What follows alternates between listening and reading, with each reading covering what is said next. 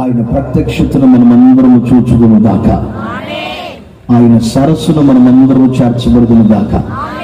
దైవ సేవకు ఎంత ప్రయాసపడి ఈ సభలు పెట్టిన నిత్య ఉద్దేశం ఏంటంటే, డబ్బులు ఎక్కువ ఉన్నాయనో లేకపోతే మాకు ఇవన్నీ చేయటం చేతనవునో కాదు, కానీ ప్రతి మనిషిని దేవుని ఎదుట నిలవబెట్టాలని, ప్రతి వారిని సంపూర్ణులుగాను పరిశుద్ధులుగాను ఆయన ఎదుట కూర్చోబెట్టాలని గొప్ప ఉద్దేశంతో ఈ సభలు ఏర్పాటు చేశారు. ఈ సభలో మరొక ఉద్దేశం, మీరేదో ఇచ్చిన కానుకలతో ఇవన్నీ అయిపోతాయని అనుకోమాకండి. ఒకే ఒక ఉద్దేశం, రేపొద్దున ఈ సభల ద్వారా, ఈ 3 రోజుల సభల ద్వారా ఒక్క ఆత్మ రక్షించబడిన ఆ ఆత్మ పరలోకానికి వెళ్ళిన తర్వాత దైవ సేవకుని దేవుడు అనుగ్రహించే కిరీటంలో ఒక రత్నంలాగా పడిందనే ఉద్దేశంతోనే ఈ సభలు ఏర్పాటు చేయడం జరిగింది. నిజంగా మన దేవుడు అతి త్వరలో రాబోతున్నాడు. ఆయన వచ్చినప్పుడు ఆయన ఎదుట సంఘం నిలవబడేదానికి, ఆయన ఎదుట సంఘం కనబడేదానికి, ఒక సంఘం లేకపోతే ఒక విశ్వాసి దేవుని ఎదుట నిలవబడాలంటే ఎలా ఉండాలో, దేవుని ఎదుట కూర్చుండబెట్టేదానికి ఒక క్రైస్తవుడు ఎలా బ్రతకాలో, లేకపోతే యేసు క్రీస్తు వారి రాకడ అది సమీపంలో ఉండగా ఎలా సిద్ధపరచబడాలో అందుకొరకు ఈ కూడికల్ని ఏర్పాటు చేయడం జరిగింది. రాత్రి వేళ ప్రతి ఒక్కరితో యేసయ్య మాట్లాడును గాక. దైవుడైన పౌలు గారు తిమోతికి రాసిన 2వ పత్రికలో రాస్తూ మాట్లాడతాడు, దేవుని ఎదుట యోగ్యులుగాను సిగ్గుపడనక్కర్లేని పనివారిగాను సత్యవాక్యాన్ని సరిగా ఉపదేశించేవారిగాను నిన్ను నీవే దేవునికి కనపరుచుకో. ఈ సభల యొక్క నిత్య ఉద్దేశం ఏంటంటే, ఇక్కడ కూడుకున్న ప్రతి ఒక్కరు దేవుని ఎదుట మనల్ని మనమే రేపొద్దున కనపరుచుకునేవాళ్ళు, దేవుని ఎదుట మనల్ని మనం కనపరుచుకునేదానికి, ఆయన ఎదుట మనల్ని రేపు నిలవబెట్టుకునేదానికి ఈ సభలు ఇవన్నీ ఏర్పాటు చేయడం జరుగుతుంది. నిజంగా ఇక్కడ కూర్చున్న ప్రతి ఒక్కరూ ఈ లోకం వరకే కాదు, కానీ రేపు యేసు క్రీస్తు వారు అతి త్వరగా ఈ లోకానికి వచ్చినప్పుడు ఆయనతో కూడా మనమందరం కలపబడి ఎత్తబడేదానికి మనల్ని మనమే ఇక్కడ కనపరుచుకోవాలి. ఎలా కనపరుచుకోవాలో కొన్ని విషయాలు బైబిల్లో ఈ పూట చెప్తాను, బాగా వినండి. దేవుని వాక్యాన్ని మనల్ని మనం దేవునికి చూపించుకోవాలి, కనపరుచుకోవాలి. ఈరోజు చాలా మంది మాకు ఈ ఫోన్ ఉంది అని చాలా మంది విలువైన ఫోన్ అందరి మధ్యలో తీసి చూడటం, నొక్కటం, ఏ పని ఉండదప్పుడు ఎవడు ఫోన్ కూడా చేయడు. ఇదిగో మా ఫోన్ విలువ ఇంత, లేకపోతే మాకు ఈ ఫోన్ ఉంది అని చాలా మంది ఫోన్ని కనపరుచుకుంటూ ఉంటారు ఈ లోకంలో. లేకపోతే వస్త్రాలు, మంచి వస్త్రాలు ధరిస్తే ఆ ధరించిన వస్త్రాలని 4-5 సార్లు అందరికీ కనపడేదానికి అటు ఇటు ధరించుకుని తిరుగుతారు, కనపరుచుకుంటారు. లేకపోతే ఒక మంచి ఇల్లు కట్టుకుంటే మేము ఇలాంటి ఇల్లు కట్టుకున్నాం రండి చూడండి అని కనపరుచుకుంటున్నారు. ఈ మధ్య కాలంలో కార్లు కొనుక్కుంటే ఉన్నా లేకపోయినా సరే మంచి మంచి కార్లు కొనుక్కొని దేవుడు మాకు ఈ కారు ఇచ్చాడు ఇలా అని చాలా మంది కనపరుచుకుంటున్నారు. కానీ దేవుని ఎదుట మనల్ని యోగ్యులుగాను సిగ్గుపడనక్కర్లేని పనివారిగాను సరైన క్రైస్తవులుగాను దేవుని బిడ్డలుగాను మనల్ని మనం దేవునికి కనపరుచుకోవాలి. మన దేవునికి మనల్ని ఎప్పుడు కనపరుచుకుంటామో ఆయన వచ్చినప్పుడు ఆయనతో కూడా మనమందరం మేఘాల మీదకి కొనిపోబడును గాక. ఆమేన్ అనండి గట్టిగా అందరూ కలిసి ఆమేన్. తిమోతికి రాసిన 2వ పత్రిక 2వ అధ్యాయం బైబిల్లో నుంచి దేవుని వాక్యాన్ని విందాం. తిమోతికి రాసిన 2వ పత్రిక 2వ అధ్యాయం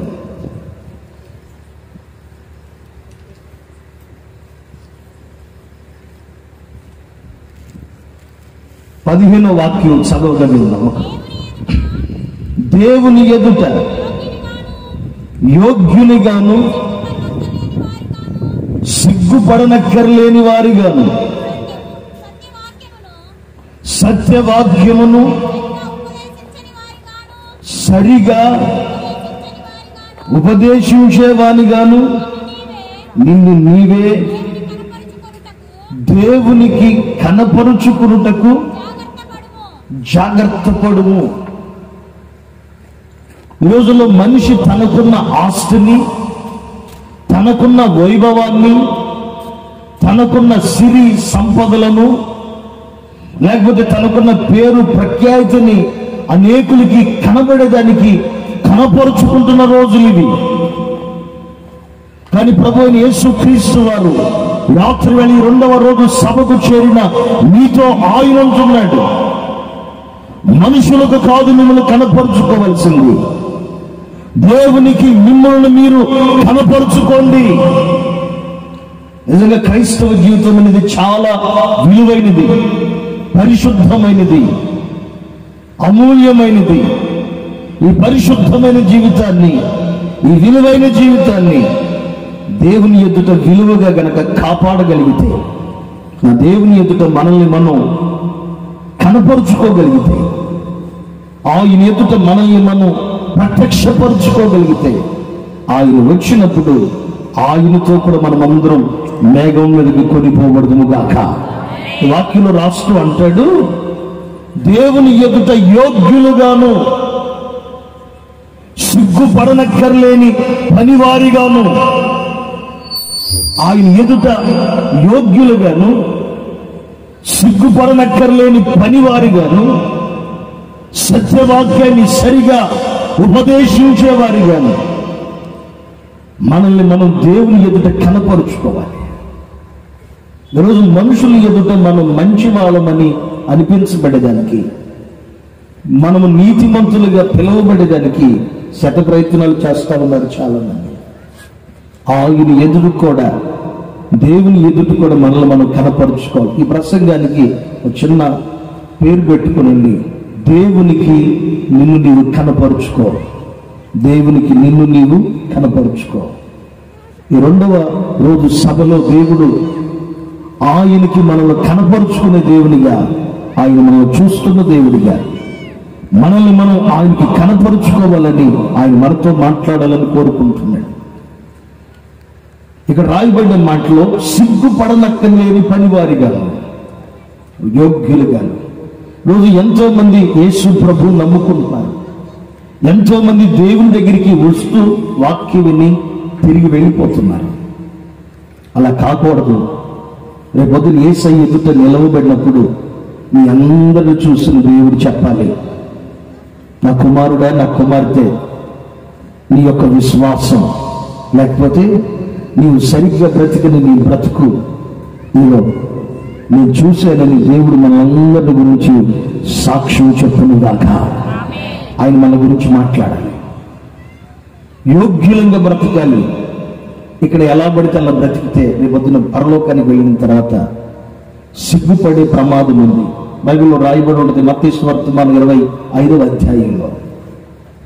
మత్తయి శుభవర్తమానం 25వ అధ్యాయం 1వ వాక్యం నుంచి 10వ వాక్యం వరకు తర్వాత మీరు చదివితే అక్కడ రాయబడిన మాట ఏంటంటే, దేవునికి కనపరుచుకునేదానికి, దేవునికి తమను తాము పరిచయం చేసుకునేదానికి, దేవుని రాజ్యంలో చేర్చబడేదానికి, ఆయన సింహాసనం ఎదుట నిలవబడేదానికి, దేవుని రాకడలో రాజ్యంలో ఎత్తబడే గుంపులో ఆ వరుసలో నిలవబడేదానికి 10 మంది కన్యకులు ప్రయాణమై బయలుదేరి వెళితే వారిలో 5 మంది కన్యకులు ఎత్తబడినట్లు, 5 మంది కన్యకులు విడవబడినట్లు రాయబడింది. ఎత్తబడిన వారేమో దేవుని సరస్సును చేర్చబడి విందుశాలకు వెళ్ళిపోతే, విడవబడిపోయిన వారు మాత్రం బయట నిలవబడి, అయ్యా మా కొరకు తలుపు తీయండి అయ్యా, అయ్యా మా కొరకు తలుపు తీయండి అయ్యా, అయ్యా మా కొరకు తలుపు తీయండి. యేసయ్య అంటున్నాడు, మీరెవరో నేను ఎరుగను, మీరెవరో నేను ఎరుగను. క్రైస్తవ జీవితం అంటే ఏదో బైబిల్ కొనుక్కున్నాం, 10 రూపాయలు కానుక తీసుకొచ్చాం, ఒక పాట పాడాం, చప్పట్లు కొట్టాం, అయిపోయిందని అనుకోమాకండి. ఈ భూమి మీద ఎలాగైనా జరిగిపోవచ్చు, కానీ ప్రభువు వచ్చినప్పుడు నీవు సిగ్గుపడకూడదు. నేను సిగ్గుపడిపోయి తలదించుకోకూడదు. రేపు యేసయ్య మేఘాల మీదకి వచ్చినప్పుడు ఆయన మనం పిలవగానే, కడబోర శబ్దం మోగగానే, దశలోనికి రాసిన మొదటి పత్రికలో ఉంటుంది కదా, కడబోర శబ్దం మోగంగానే మృతులు అక్షయులుగా లేపబడతారు, మహిమ శరీరం ధరించుకుంటారు. ఆ మీదట సజీవులైన వారు చనిపోయిన వారితో కూడా ఏకమై ప్రభువైన యేసు క్రీస్తు వారి సరసన చార్చబడదని వెళ్ళిపోతారని రాయబడింది. నిజంగా క్రైస్తవునికి ఒక గొప్ప నిరీక్షణ, ఒక గొప్ప విశ్వాసం ఖచ్చితంగా ఉండాలి. మేము ఒకరోజు ఒక కూటానికి బయలుదేరి వెళ్ళాం. కూటానికి వెళ్తే దారిలో కనపడిన పిల్లల్ని అడిగా, ఒరే కూటానికి రండిరా. చిన్న పిల్లలు, మరి చిన్నోళ్ళు కాదు, మరి పెద్దోళ్ళు కాదు. వాళ్ళని అడిగారే కూటానికి రండిరా, కూటానికి రండిరా అని అంటే వాళ్ళు ఒకడు అడిగాడు, పాస్టర్ గారు అన్నం పెడతారా కూటాలకు వస్తే? కూటాలకు వస్తే అన్నం పెడతారా? ఒక పాస్టర్ గారిని కూటానికి పిలుస్తాయా? ఒక పాస్టర్ గారిని పిలిస్తే, సార్ నేను వస్తాను, నాకు ఎంత ఇస్తావు అని అడిగాడు. నేను వస్తాను, కూటానికి ఎంత ఇస్తావు అని అడిగాడు. ఈరోజు చాలా మంది దేవుని ఆరాధన చేసేవాళ్ళు తిండి కోసమనో, డబ్బు కోసమనో, ఘనత కోసమనో, మెప్పు కోసమనో దేవుని దగ్గరికి వస్తున్నారు. కానీ నిజంగా ప్రభు పాదాల మీద సాగిలిపడి దావీదు వలె బ్రతిమలాడుతూ కాళ్ళు పట్టుకున్నయ్యా, నీ బలాన్ని, నీ ప్రభావాన్ని, నీ సన్నిధిని, నీ మహిమను చూడాలయ్యా, నేను నీ మహిమను, నీ సన్నిధిని, నీ బలాన్ని, నీ ప్రభావాన్ని చూడాలని ప్రభు దగ్గరికి రాలేకపోతున్నారు.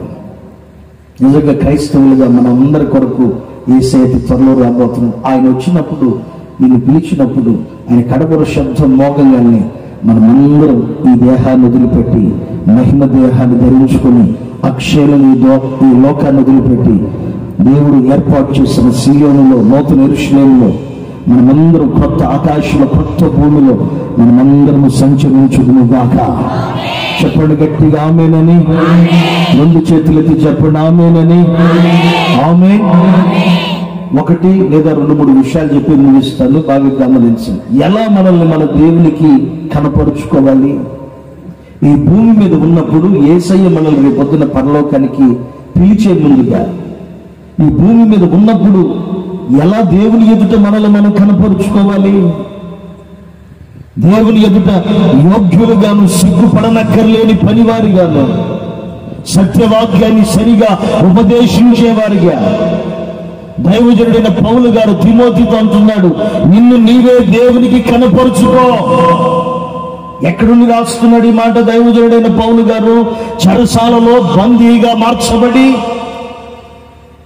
చావు బ్రతుకుల మధ్యలో నడిపించబడుతూ, శరీరంలో ఆరోగ్యం క్షీణించిపోయి, సరైన వస్త్రాలు లేక, చక్కని తిండి లేక, ఏ సౌకర్యం లేక మరణపు అంచులలో ఉన్నప్పుడు దైవజనుడైన పౌలు గారు తన కుమారుడైన తిమోతికి పత్రిక రాస్తూ ఉన్నాడు.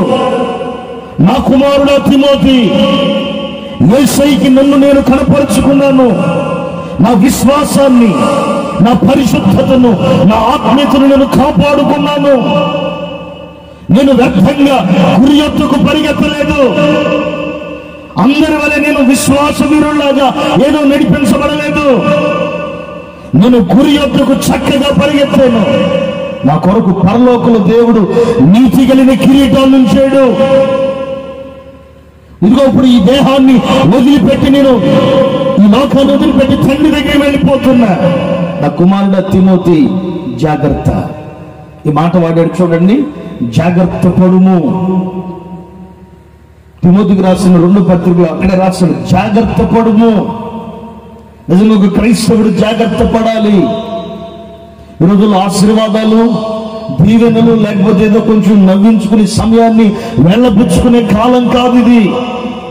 యేసు క్రీస్తు వారికి త్వరలో రాబోతున్న కాలం ఈ కాలం.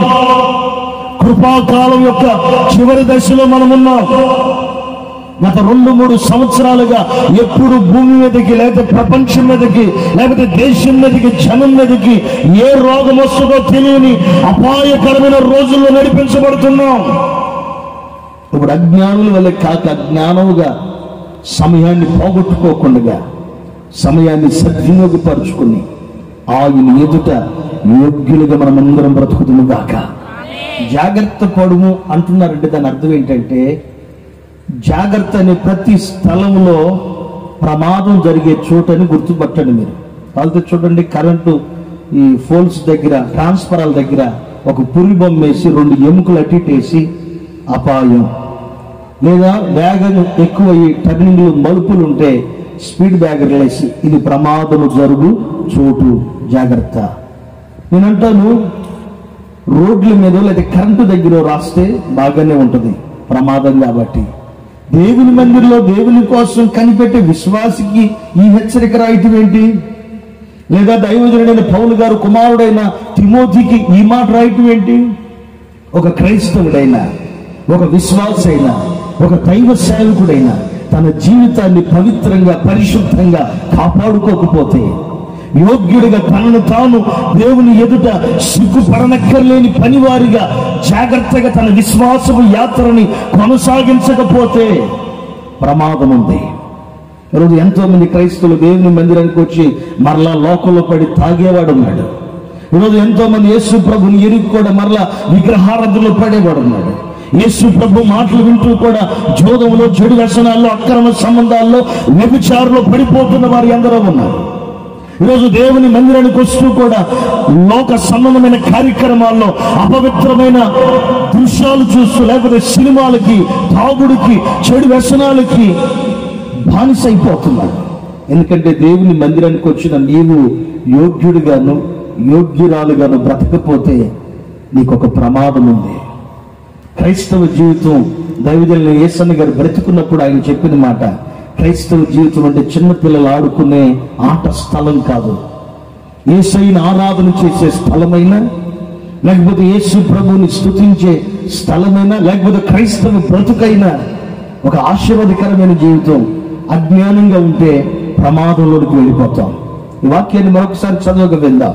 2వ అధ్యాయం 15వ వాక్యం, తిమోతికి రాసిన 2వ పత్రిక 2వ అధ్యాయం 15వ వాక్యం.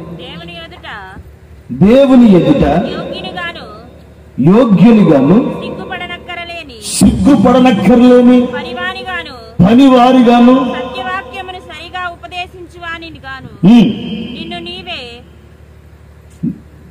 నిన్ను నీవే దేవునికి కనపరుచుకున్నటకు జాగ్రత్త పడుము. నిజంగా క్రైస్తవుడు చాలా జాగ్రత్తగా ఉండవలసిన అవసరం వచ్చింది. ఒక క్రైస్తవుడు సరిగ్గా యోగ్యునిగా దేవుని ఎదుట కనబడకపోతే నువ్వు మందిరానికి ఇప్పుడు రావచ్చు, కూర్చోవచ్చు, చప్పట్లు కొట్టవచ్చు, పాట పాడవచ్చు, కానుకివ్వచ్చు, ఎంత పరిచర్య చేయొచ్చు. కానీ రేపొద్దున యేసయ్య రాకడకి ఎత్తబడే గుంపులో నీవు ఉండలేవు. దైవ సేవకుడైన నేనైనా సరే ఆయన రాకళ్ళు ఎత్తబడలేను. ఆయన రాకళ్ళు ఎత్తబడాలంటే ఈ భూమి మీద నువ్వు జాగ్రత్త పడాలి. ఏది పడితే అది చూడకూడదు, ఏది పడితే అది మాట్లాడకూడదు, ఏది పడితే అది మన ఇష్టానుసారంగా చేయకూడదు. దైవజనుడు పౌలు గారు అంటారు ఒక చోట, అన్నీ చేయడానికి నాకు స్వతంత్రత ఉంది కానీ అన్నీ చేయదగినవి కాదు. అన్ని చేయడానికి అవకాశం ఉంది, వయసు ఉంది, సహకరించే వ్యక్తులు ఉన్నారు, లేకపోతే ఏదైనా చేయగలను. కానీ అన్ని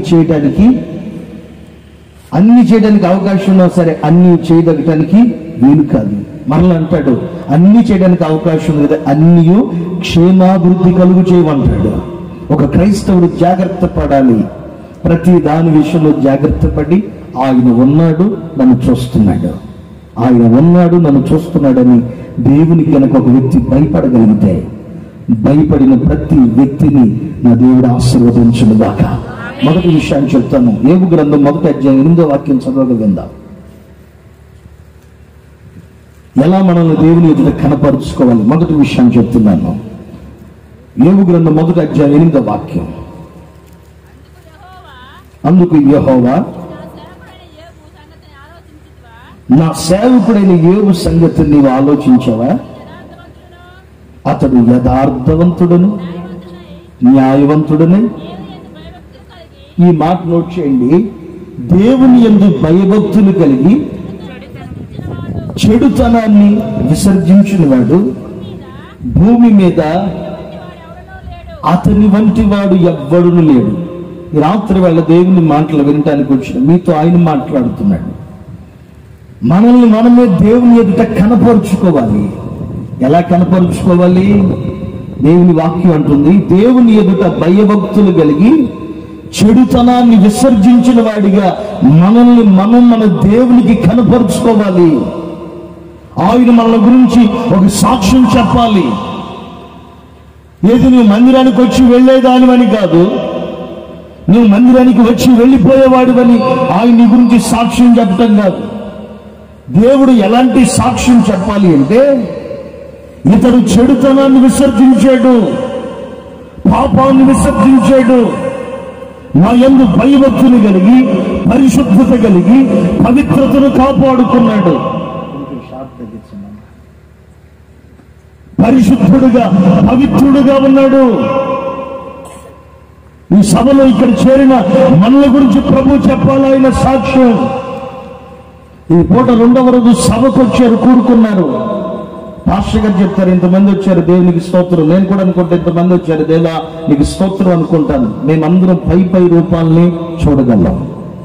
కానీ యేసు క్రీస్తు వారు ఆయన చూసేది ఏంటంటే, ఆయన యందు భయభక్తులు కలిగి ఎవరు చెడుతనాన్ని విసర్జించి, అనగా లోక సంబంధమైన పాపాన్ని, అపవిత్రతని, లోక సంబంధమైన నీచమైన బ్రతుకుని, లోక సంబంధమైన దేవుని విరుద్ధమైన కార్యక్రమాన్ని వదిలిపెట్టి ఎవరు పరిశుద్ధంగా, పవిత్రంగా, నీతిగా, యథార్థంగా ఆయన ఎదుట బ్రతుకుతారో వారందరినీ నా దేవుడు తన రాకలో చేర్చుకును గాక.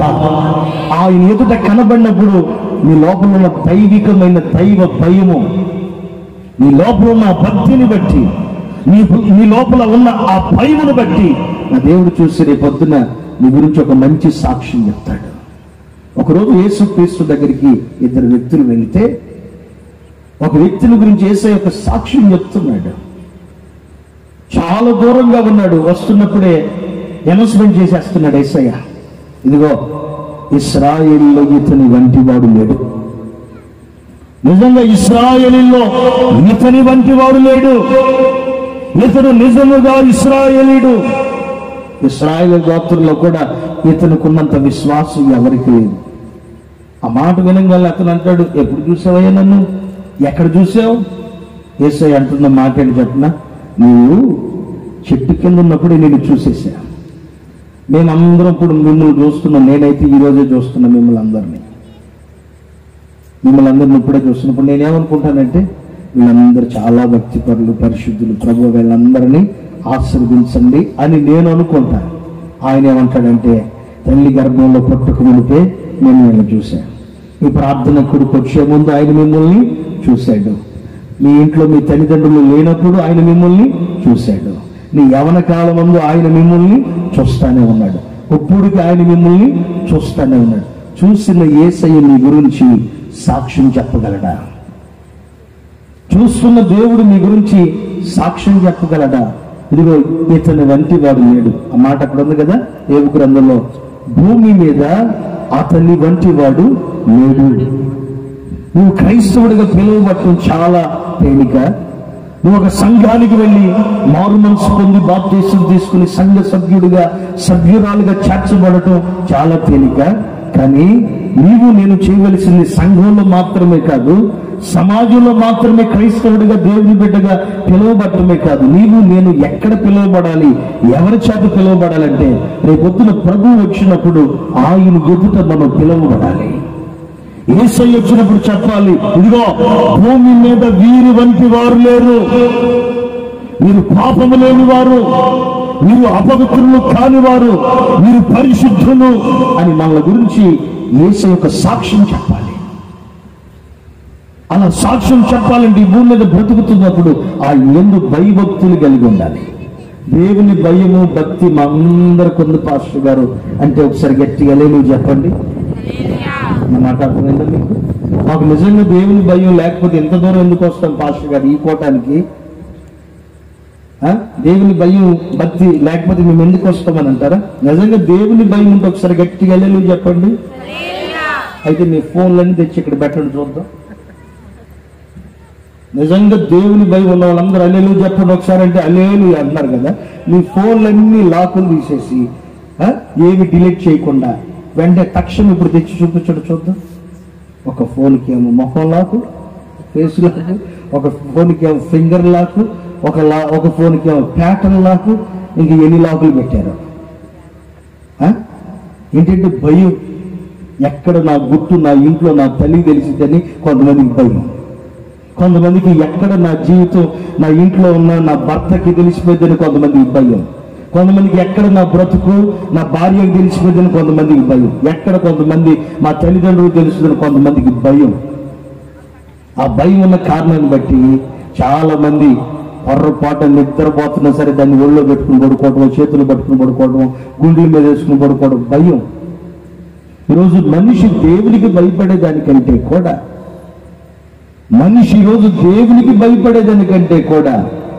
తన విషయంలో తాను ఎక్కువ భయపడిపోతున్నాడు. ఏం జరిగిద్దో, నా జీవితం ఎలా మారిపోయిద్దో, వీడిని ప్రేమించా, వీడికి మనసు ఇచ్చా, వీడికి నా జీవితాన్ని త్యాగం చేశా, వీడేం చేస్తాడు. చాలా మందికి భయం ఎక్కువైపోయింది. లోక సంబంధమైన భయం ఎక్కువైపోతుంది. ఈ భయం ఒకవేళ నువ్వు బతుకున్న రోజులే ఉంటుందేమో, కానీ నువ్వు దీనికి భయపడ. మాకు బైబిల్లో రాయబడిన మాట, ప్రతి మనిషికి 2 మరణాలు, ప్రతి మనిషికి 2 జన్మలు ఉన్నాయి. ఒకటి తల్లి గర్భంలో నుంచి ఈ లోకంలోనికి రావటం, రెండోది యేసు క్రీస్తు వారు పరలోకానికి దిగి వచ్చి మధ్య ఆకాశానికి దిగి వచ్చి కడబోర శబ్దం మోగించగానే మృతుల పునరుద్ధానపు వరసలో నుంచి లేపబడటం రెండవ పునరుద్ధానం. ప్రతి మనిషికి 2 మరణాలు ఉన్నాయి. కొంతమంది అంటారు వచ్చే సంవత్సరం కుక్కలాగా, వచ్చే జన్మలో పందిలాగా, వచ్చే జన్మలో పిల్లిలాగా, వచ్చే జన్మలో బలిలాగా. వాళ్ళు ఎవరో అన్నారులే, వాళ్ళ ఇంట్లో చచ్చిపోయారంట, అన్నం పెట్టారంట, అక్కడ కాకొచ్చి తింటుందంట. ఇదిగో మీ మాయ ఇచ్చాడమ్మాయి కదా, రోజు టైంకి వచ్చి కావు మాట్లాడతాడు. ఇదిగో మీ మాయ వచ్చే టైంకి అన్నం పెట్టి నీళ్ళు పెట్టు. పొర్రపాటు అది. బైబిల్ అసలు లేనే లేదు. ఒకసారి సచ్చినోడికి మరలా కాకిలాగా పుట్టే అవకాశం లేదు, మరలా మనిషిలాగే పడతాడు బైబిల్ లేఖనం ప్రకారం అయితే. ఒకసారి భూమి మీద చచ్చిపోతాడు ఇక్కడ. రెండోసారి ప్రకటన గ్రంథం 21వ అధ్యాయంలో రాయబడి ఉంటుంది, ఎవరి పేరు జీవ గ్రంథం నందు రాయబడదో వాడికి 2వ మరణం ఉంది. 20వ వాక్యంలో 21వ అధ్యాయంలో ఈ 2 అధ్యాయంలో రాస్తాడు, ఎవరి పేరైతే జీవ గ్రంథం నందు కనబడదో వానికి 2వ మరణం ఉంది. నిజంగా ఈ భూమి మీద బ్రతుకుతున్న మనమందరం మనుషులకు కాక జీవం కలిగిన దేవునికి భయపడగలిగితే నా దేవుడు మిమ్మల్ని అందరినీ ఆశీర్వదించును గాక, మిమ్మల్ని అందరినీ నా దేవుడు దీవించును గాక. బైబిల్ ఉన్న విషయాన్ని చెప్తాను. ఒకరోజు చెడుతనం తన దగ్గరికి వచ్చేసింది. చెడుతనం తన దగ్గరికి వచ్చి ఆహ్వానిస్తుంది, నువ్వు గనక నా మాట విని నాతో గనక కలిస్తే ఈ రాజ్యం అంతా నీకు అప్పగించేస్తా. నా మాట విను, నాకు లోబడు, నాకు లొంగిపో. ఈ అవకాశం మళ్ళీ రాదురా, నా మాట విను. ఎంత బ్రతిలాడుతున్నా ఒకే ఒక్క మాట మాట్లాడతాడు, నేను దేవునికి భయపడేవాడిని, నేను దేవునికి భయపడేవాడిని. ఈ పని నేను చేయను. నా మాట కనుక వింటే నీ బ్రతికిలో ఉండదు. బానిసగా వచ్చావు కదా, హెబ్రీల గుమ్మంలో నుంచి దొంగిలించబడి ఇక్కడికి బానిసగా వచ్చావు కదా, ఇక మీదట నీవు బానిసగా ఉండవు. నా మాట గనక విన్నావనుకో, నా మాట నువ్వు గనక ఆలకిస్తే, రాజును చంపేట అవసరమైతే నీవే రాజుగా ఉంది. కానీ ఇన్ని అవకాశాలు వచ్చినప్పుడు కూడా యోసేపు గారు ఒకే ఒక్క మాట అంటాడు, నేను దేవునికి భయపడేవాడిని. నిజంగా చాలా మంది డబ్బు కోసం, చాలా మంది ఆస్తుల కోసం, చాలా మంది నీచమైన సుఖభోగాల కోసం జీవితాన్ని అపవిత్రపరుచుకొని లొంగిపోయి శరీరాన్ని పాడు చేసుకుని, మనసును పాడు చేసుకుని, ఆలోచన పాడు చేసుకుని, దేహమంతా అపవిత్రంగా మార్చేసుకుని ఈ భూమి మీద ఉన్న వాటి కోసం పరుగులెడుతున్నారు. కానీ నా దేవునికి ఎందుకు భయపడట్లా? నా దేవుని నువ్వు భయపడి చూడు, నా దేవుడిని అత్యధికంగా ఆశీర్వదించునుగాక. చేతులెత్తి చెప్పండి గట్టిగా ఆమేనని. నా దేవుడు అత్యధికంగా ఆశీర్వదించునుగాక.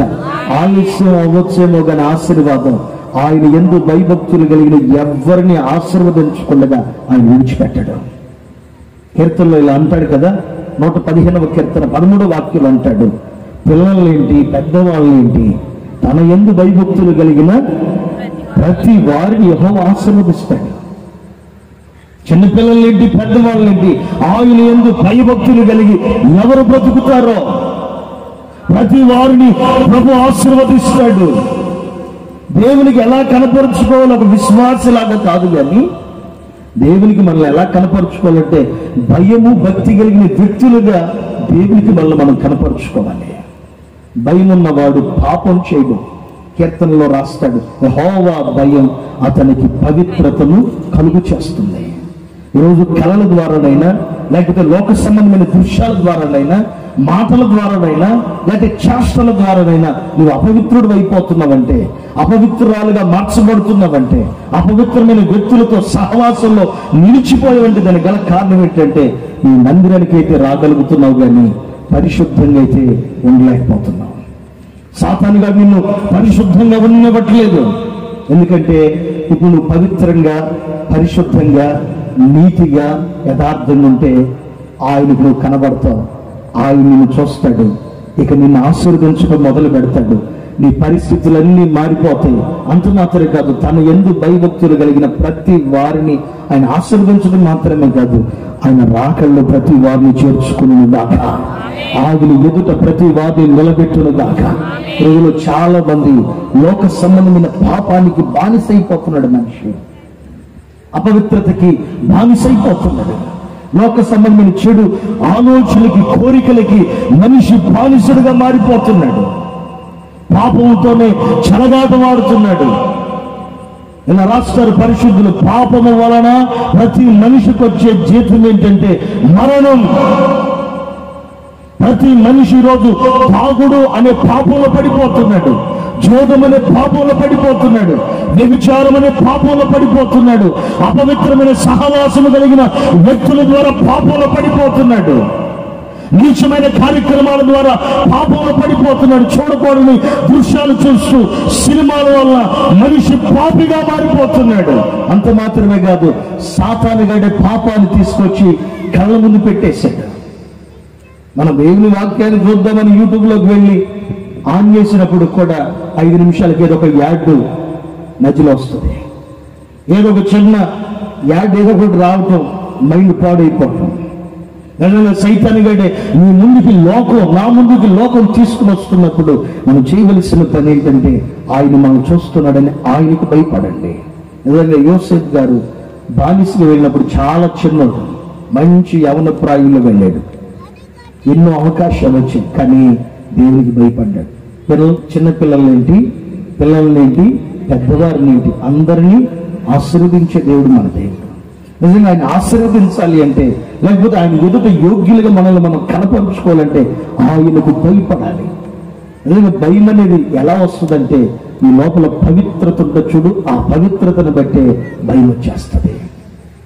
ఈ లోపల పవిత్రత ఎక్కడ పోయిద్దనే ఆ భయం కనుకుంటే, నిజంగా పవిత్రతను కాపాడుకోవాలనే ఆశ వాంఛ గనక నీకుంటే నా దేవుడు నిన్ను ఎక్కడ జారిపోనివ్వకుండా అంతము వరకు నిన్ను పట్టుకుని ఆయన నడిపించును దాకా. మంచి యవన కాలంలో వెళ్ళాడు, చిన్న వయసులో వెళ్ళాడు, కానీ ఒక ప్రాయం వచ్చిన తర్వాత ఏ ప్రాంతంలో అయితే బానిసగా వెళ్ళాడో, ఎవరి చేత అయితే బందీగా మార్చబడ్డాడో, ఎవరి చేత అయితే నిందించబడి, కొట్టబడి, చెరసాల్లో బంధించబడ్డాడో, ఇప్పుడు వారి ఎదుట యోగ్యుడిగాను, సిగ్గుపడనక్కర్లేని పనివాడిగాను రథం మీద నిలబడి రాజు చేతే పిలువబడుతున్నాడు. రాజు అంటున్నాడు, ఫరో అంటున్నాడు, ఇదిగో అందరూ గొంతెత్తి కేకలేసి యోసేపుకి జయము కలుగును గాక, యోసేపుకి జయము కలుగును గాక, స్తోత్రం కలుగును గాక, పొగడండి, అందరు నోరు తెరిచి పొగడండి అని రథం మీద ఎక్కించి యోసేపుని రథం మీద కూర్చుండబెట్టి ఆయన మెడలో ఉన్న చైన్ తీసి యోసేపు గారికి ధరింపు చేసి, ఉంగరాన్ని ధరింపు చేసి, ఏ స్థలంలో అయితే అవమానకరంగా మార్చబడ్డాడో ఆ స్థలమంతా అందరు చూసేటట్లుగా త్రిప్పబడుతున్నాడు. రాత్రి వేళ ఒకవేళ నీవు ఏ భయంతో వేధించబడుతూ ఇక్కడికి వచ్చావో, ఈ సభలో నువ్వు ఎలా అడుగు పెట్టావో నాకు తెలియదు. ఒకవేళ మనుషులు నిన్ను భయపెడుతూ బాధపెడుతున్నారా? మనుషుల యొక్క బాధను బట్టి నీ జీవితాన్ని అపవిత్రపరుచుకునే మార్గాల్లో నడిపించబడుతున్నావా? ఇప్పటికే ఒకవేళ ఆ ప్రేరణలో ప్రేరేపించే వాళ్ళు ఎవరి చేతనైనా ప్రేరేపించబడుతూ వచ్చేవా ఈ రెండవ రోజు సభకు, నా ప్రభు నీతో అంటున్నాడు, ఆయనకు భయపడితే, యెహోవా యందు భయభక్తులు కలిగి ఎవరైతే బ్రతుకుతారో వారందరినీ నా దేవుడు ఆశీర్వదించునుగాక, ఆశీర్వదించునుగాక. చెప్పండి గట్టిగా ఆమేనని. ఆమేన్. చెడుతనాన్ని వదిలిపెట్టండి, అపవిత్రమైన సహవాసాన్ని, మనుషులను, వ్యక్తులను విడిచిపెట్టండి. పాపం వల్ల వచ్చే జీతం ప్రతి మనిషికి మరణం. మరణం. నిజంగా మనందరి పాపాన్ని మోసేదానికి ప్రభు అయిన యేసుక్రీస్తు వారి లోకానికి వచ్చాడు. 2022 సంవత్సరాల క్రితం ప్రతి మనిషిని పాపపు ఊబిలో నుంచి విడిపించి పరిశుద్ధునిగాను, నీతిమంతునిగాను, యథార్థవంతులుగా ఆయన ఎదుట నిలవబెట్టేదానికి ఈ లోకానికి వచ్చాడు. నీ పాపాన్ని ఆయన బుధస్కంధముల మీద భరించి నీకోసం, నా కోసం యేసుక్రీస్తు వారు శిలువ మాను మీద చంపబడి ఆఖరి రక్తపు బొట్టు వరకు కార్చి మనం అందరినీ పరిశుద్ధులుగా, పవిత్రులుగా మార్చేదానికి యేసయ్య లోకానికి పంపించబడ్డాడు. కనుక ప్రతి వారు దేవునికి భయపడి ఆయన యందు భయభక్తులు కలిగి జీవించండి. నా దేవుడు మిమ్మల్ని అందరినీ ఆశీర్వదించునుగాక. నిజంగా భయభక్తులు అంటే ఏంటంటే నీ పరిశుద్ధతను కాపాడుకుంటున్న అసలైన భయభక్తులు. చాలా మందికి భయం, భక్తి ఎలా ఉంటుందంటే, మా ఊర్లో నీడిపురోల దగ్గర, మా మందిరం దగ్గర ఒక వ్యక్తి ఉన్నాడు. టాపీ పని చేసుకుంటాడు, ఫుల్గా తాగుతాడు. పగలు రాత్రి ఫుల్గా తాగుతాడు. రాత్రి అయితే చాలు ఈ దిండి కింద ఒక బైబుల్, ఈ దిండి కింద ఒక బైబుల్, 2 బైబుల్ దిండి కింద పెట్టి పడుకుంటాడు. ఒకరోజు పాపం జ్వరం వచ్చి ఒక 3 రోజులు పడిపోతే నన్ను రమ్మంటే వెళ్ళా. ప్రార్థన చేయడానికి వెళ్ళి ప్రార్థన చేస్తూ ఉంటే రూమ్ అంతా తాగి ఎక్కడ పడితే అక్కడ కక్కుతున్నాడు, వస్తున్నాడు. సరే ప్రార్థన చేస్తానంటే ఆ దిండి కింద బైబిల్ పెట్టాడు, ఆ బైబిల్లో కానుక పెట్టాడు. ప్రార్థన చేయడానికని కానుక తీస్తే ఆ బైబిల్లో కనపడలే. ఇంకో బైబిల్లో చేయి పెట్టాడు, ఆ బైబిల్లో కానుక కనపడింది. అప్పుడు నేను అనుకున్నాను, ఎందుకన్నా 2 బైబిల్ పెట్టావంటే, రాత్రి అటు ఇటు దెయ్యాలు రాకుండా పెట్టాను అన్నా. రాత్రులు దెయ్యాలు అటు ఇటు రాకుండా పెట్టాను. మంచిది. దెయ్యం నీ ఇంటికి ఎందుకు వచ్చింది? అసలు తాగుబోతాడు ఇంటికి అసలు దెయ్యం ఇంటికి రాదు అసలు. ఎందుకంటే ఆడికి సంబంధించినోడే, ఆడింటికి రాదు. తిరుగుబోతాడు ఇంటికి కూడా దెయ్యం రాదు. ఎందుకంటే ఆ ఆత్మ ఆడికి సంబంధించిన ఆత్మ ఎవరింటికి వస్తుందంటే, కాదు మీరు ఆ యోగ గ్రంథం 1వ అధ్యాయంలో చదివితే ఇటు అడ్డు తిరుగుతుంటే యేసు ప్రభు చెప్పాడంట, ఎవరు అటు ఇటు తిరుగుతున్నావు కదా, యోగు గారి గురించి అని తెలుసా నీకు? ఒక విషయం తెలుసా? ఆడు చాలా భక్తిపరుడురా, నా ఎందుకు భయభక్తులు కలిగిన వాడురా, చెడుతనాన్ని విసర్జించిన వాడురా, భూమి మీద అతని వంటి వాడు లేడురా. అవునా? అయితే నేను ఒకసారి ఆడింటికి వెళ్ళి వస్తాను. ఇప్పుడు సైతాన్ గడి కూడా వచ్చేది భక్తిహీనుల దగ్గరికి, తాగుబోతుడి దగ్గరికి, తిరిగిబోతుడి దగ్గరికి, లోకస్తుడి దగ్గరికి, విగ్రహారధికుడి దగ్గరికి, అన్నిటి దగ్గరికి వాడు పోడు. చాలా మంది మన వాళ్ళు ఏంటంటే ఎప్పుడు ఒకటే ఏడుపు, అయ్యా వాళ్ళేం ఆశీర్వదించబడతారు, మేమేం దీవించబట్ల, వాళ్ళు చూడు 2 స్టేర్ బిల్డింగ్ కట్టారు నాయన, వాడేం కారు కొన్నాడు, వీడేం అది కొన్నాడు, ఇది కొన్నాడు, నేనే ఇట్లాగే ఉన్నా. మీరు ఒకవేళ నమ్మకపోతే కాదు బైబిల్లో రెఫరెన్స్ కూడా చూపిస్తా.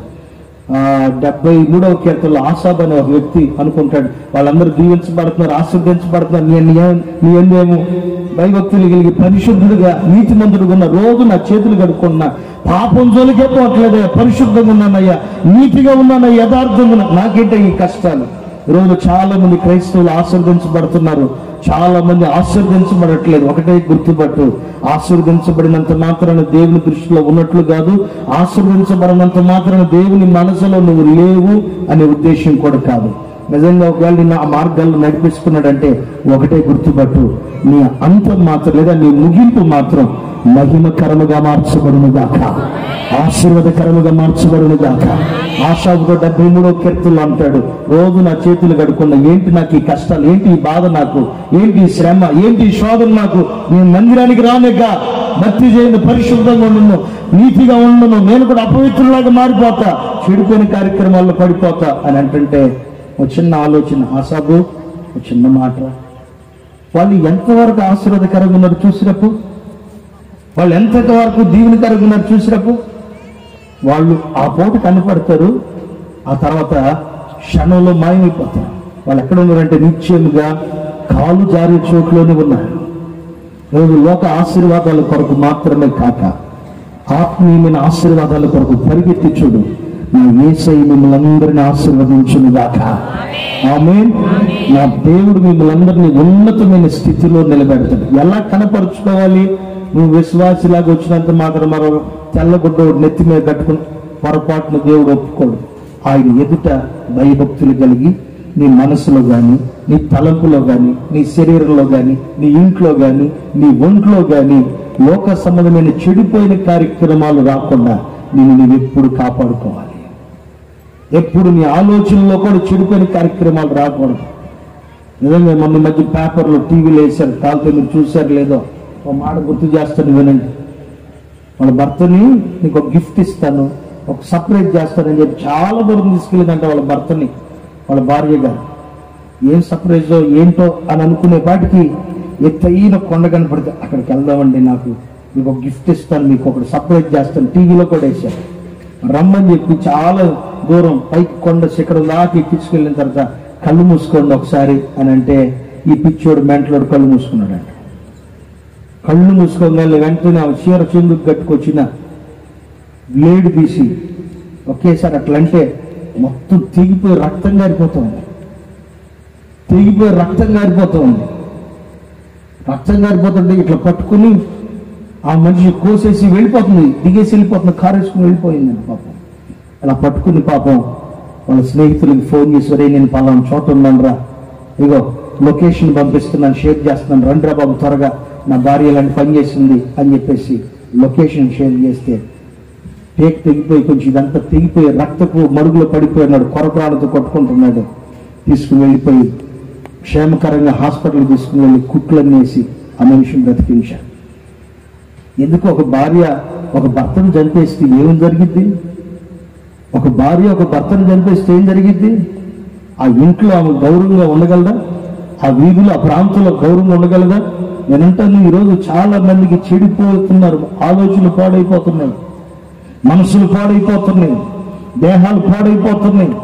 దేవుని ఎదుట ఒక క్రైస్తవుడు కనబడాలంటే నీ యొక్క ఆలోచన, నీ తలంపు, నీ శరీరం, సర్వ శరీరం దేవుని ఎదుట కన్యత్వమును కాపాడుకుని మనమందరము నిలవబడుదును గాక. మీరు 25వ అధ్యాయంలో చదివితే, మత్తయి శుభవర్తమానం 25వ అధ్యాయంలో చదివితే అక్కడ కన్యకులని మాట్లాడతాడు.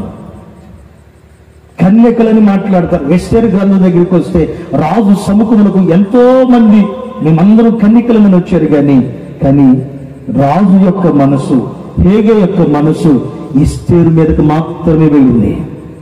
ఎస్తేరుని చూసినప్పుడు మాత్రమే కృప పొందినట్లుగా, దయ పొందినట్లుగా ఉంది. కారణం ఏంటంటే మనం భక్తి చేయటం, దేవుడి దగ్గరికి రావటం, కూర్చోవటం, చప్పుళ్ళు కొట్టడం, ఆరాధన చేసి పోవటం కాదు, కానీ మనం దేవుని సన్నిధిలో మన యొక్క పరిశుద్ధతను కాపాడుకోవాలి, మన యొక్క కన్యత్వమును ఆయన ఎదుట కాపాడుకోవాలి. ప్రభువైన యేసుక్రీస్తు వారు ఈ లోకానికి వచ్చిన నిత్య ఉద్దేశం కూడా అదే. మనిషిని పాపపు ఊబిలో నుంచి విడిపించి మనిషిని పరిశుద్ధులుగాను, ఆయన ఎదుట సిగ్గుపడనక్కర్లేని పరివారిగాను, ఏ కామ క్రోధ మోహ లోపములు లేని వారిగాను, ఆయన ఎదుట నీతిమంతులుగా నిలవబెట్టుకునే దానికి యేసుక్రీస్తు వారు ఈ లోకానికి వచ్చాడు. ఎంతో మంది సేవకులు ఈరోజు దేవుని వాక్యాన్ని బోధిస్తున్న ఉద్దేశము కూడా ఒకటే. ఏదో జేబులు నింపుకోవాలనే మనసుతో కాదు, కానీ మిమ్మల్ని అందరినీ ఆయన ఎదుట నిలవబెట్టాలి, దేవుని ఎదుట మిమ్మల్ని అందరినీ కనపరచాలనే మనసుతోనే దేవుని కొరకు నిలవబడి, ఇదిగో ఎంత ఖర్చైనా, ఎంత కష్టమైనా, ఎంత ప్రయాసైనా, ఆరోగ్యం క్షీణించిపోయినప్పటికి కూడా మనస్ఫూర్తిగా మీ కొరకు సేవ చేస్తున్న సేవకులు ఉన్నారు. వారిని అందరినీ దేవుడు ఆశీర్వదించును గాక. చెప్పండి గట్టిగా ఆమేనని. ఆమేన్. కావాల్సి చూడండి, రాత్రి 12 గంటలకి నీకున్న స్నేహితులకు కానీ, లేదా 1 గంటకి 2 గంటలకి బంధువులకి ఎవరికైనా ఫోన్ చేసి చూడు బాగాలేదని. ఎవరైనా వస్తారా? మంచి వాళ్ళు అయితే వస్తారు. ఇంకో విషయం చెప్పిన, రాత్రి 2 గంటలకు ఒకరు కరోనా అని ఫోన్ చేశారు. అన్నయ్య కరోనా వచ్చిందన్నయ్య. సరే అమ్మా, మీ భర్త గారు ఏంటంటే ఆయన వెళ్ళిపోయాడమ్మా. నీ పిల్లలేరంటే వాళ్ళేమో మా పుట్టింటి పంపించు. ఇప్పుడు నాకెందుకు ఫోన్ చేసావు? ఊపిరి ఆడట్లేదన్నయ్య. ఇంకా విచిత్రం, అబ్రాహం పాస్టర్ గారి దగ్గరికి అయితే ఒక అమ్మాయి, ఒక తల్లి వచ్చి చెప్పిందంట, ఎవరికి చెప్పమాకన్నా, నీకే చెప్తున్నా.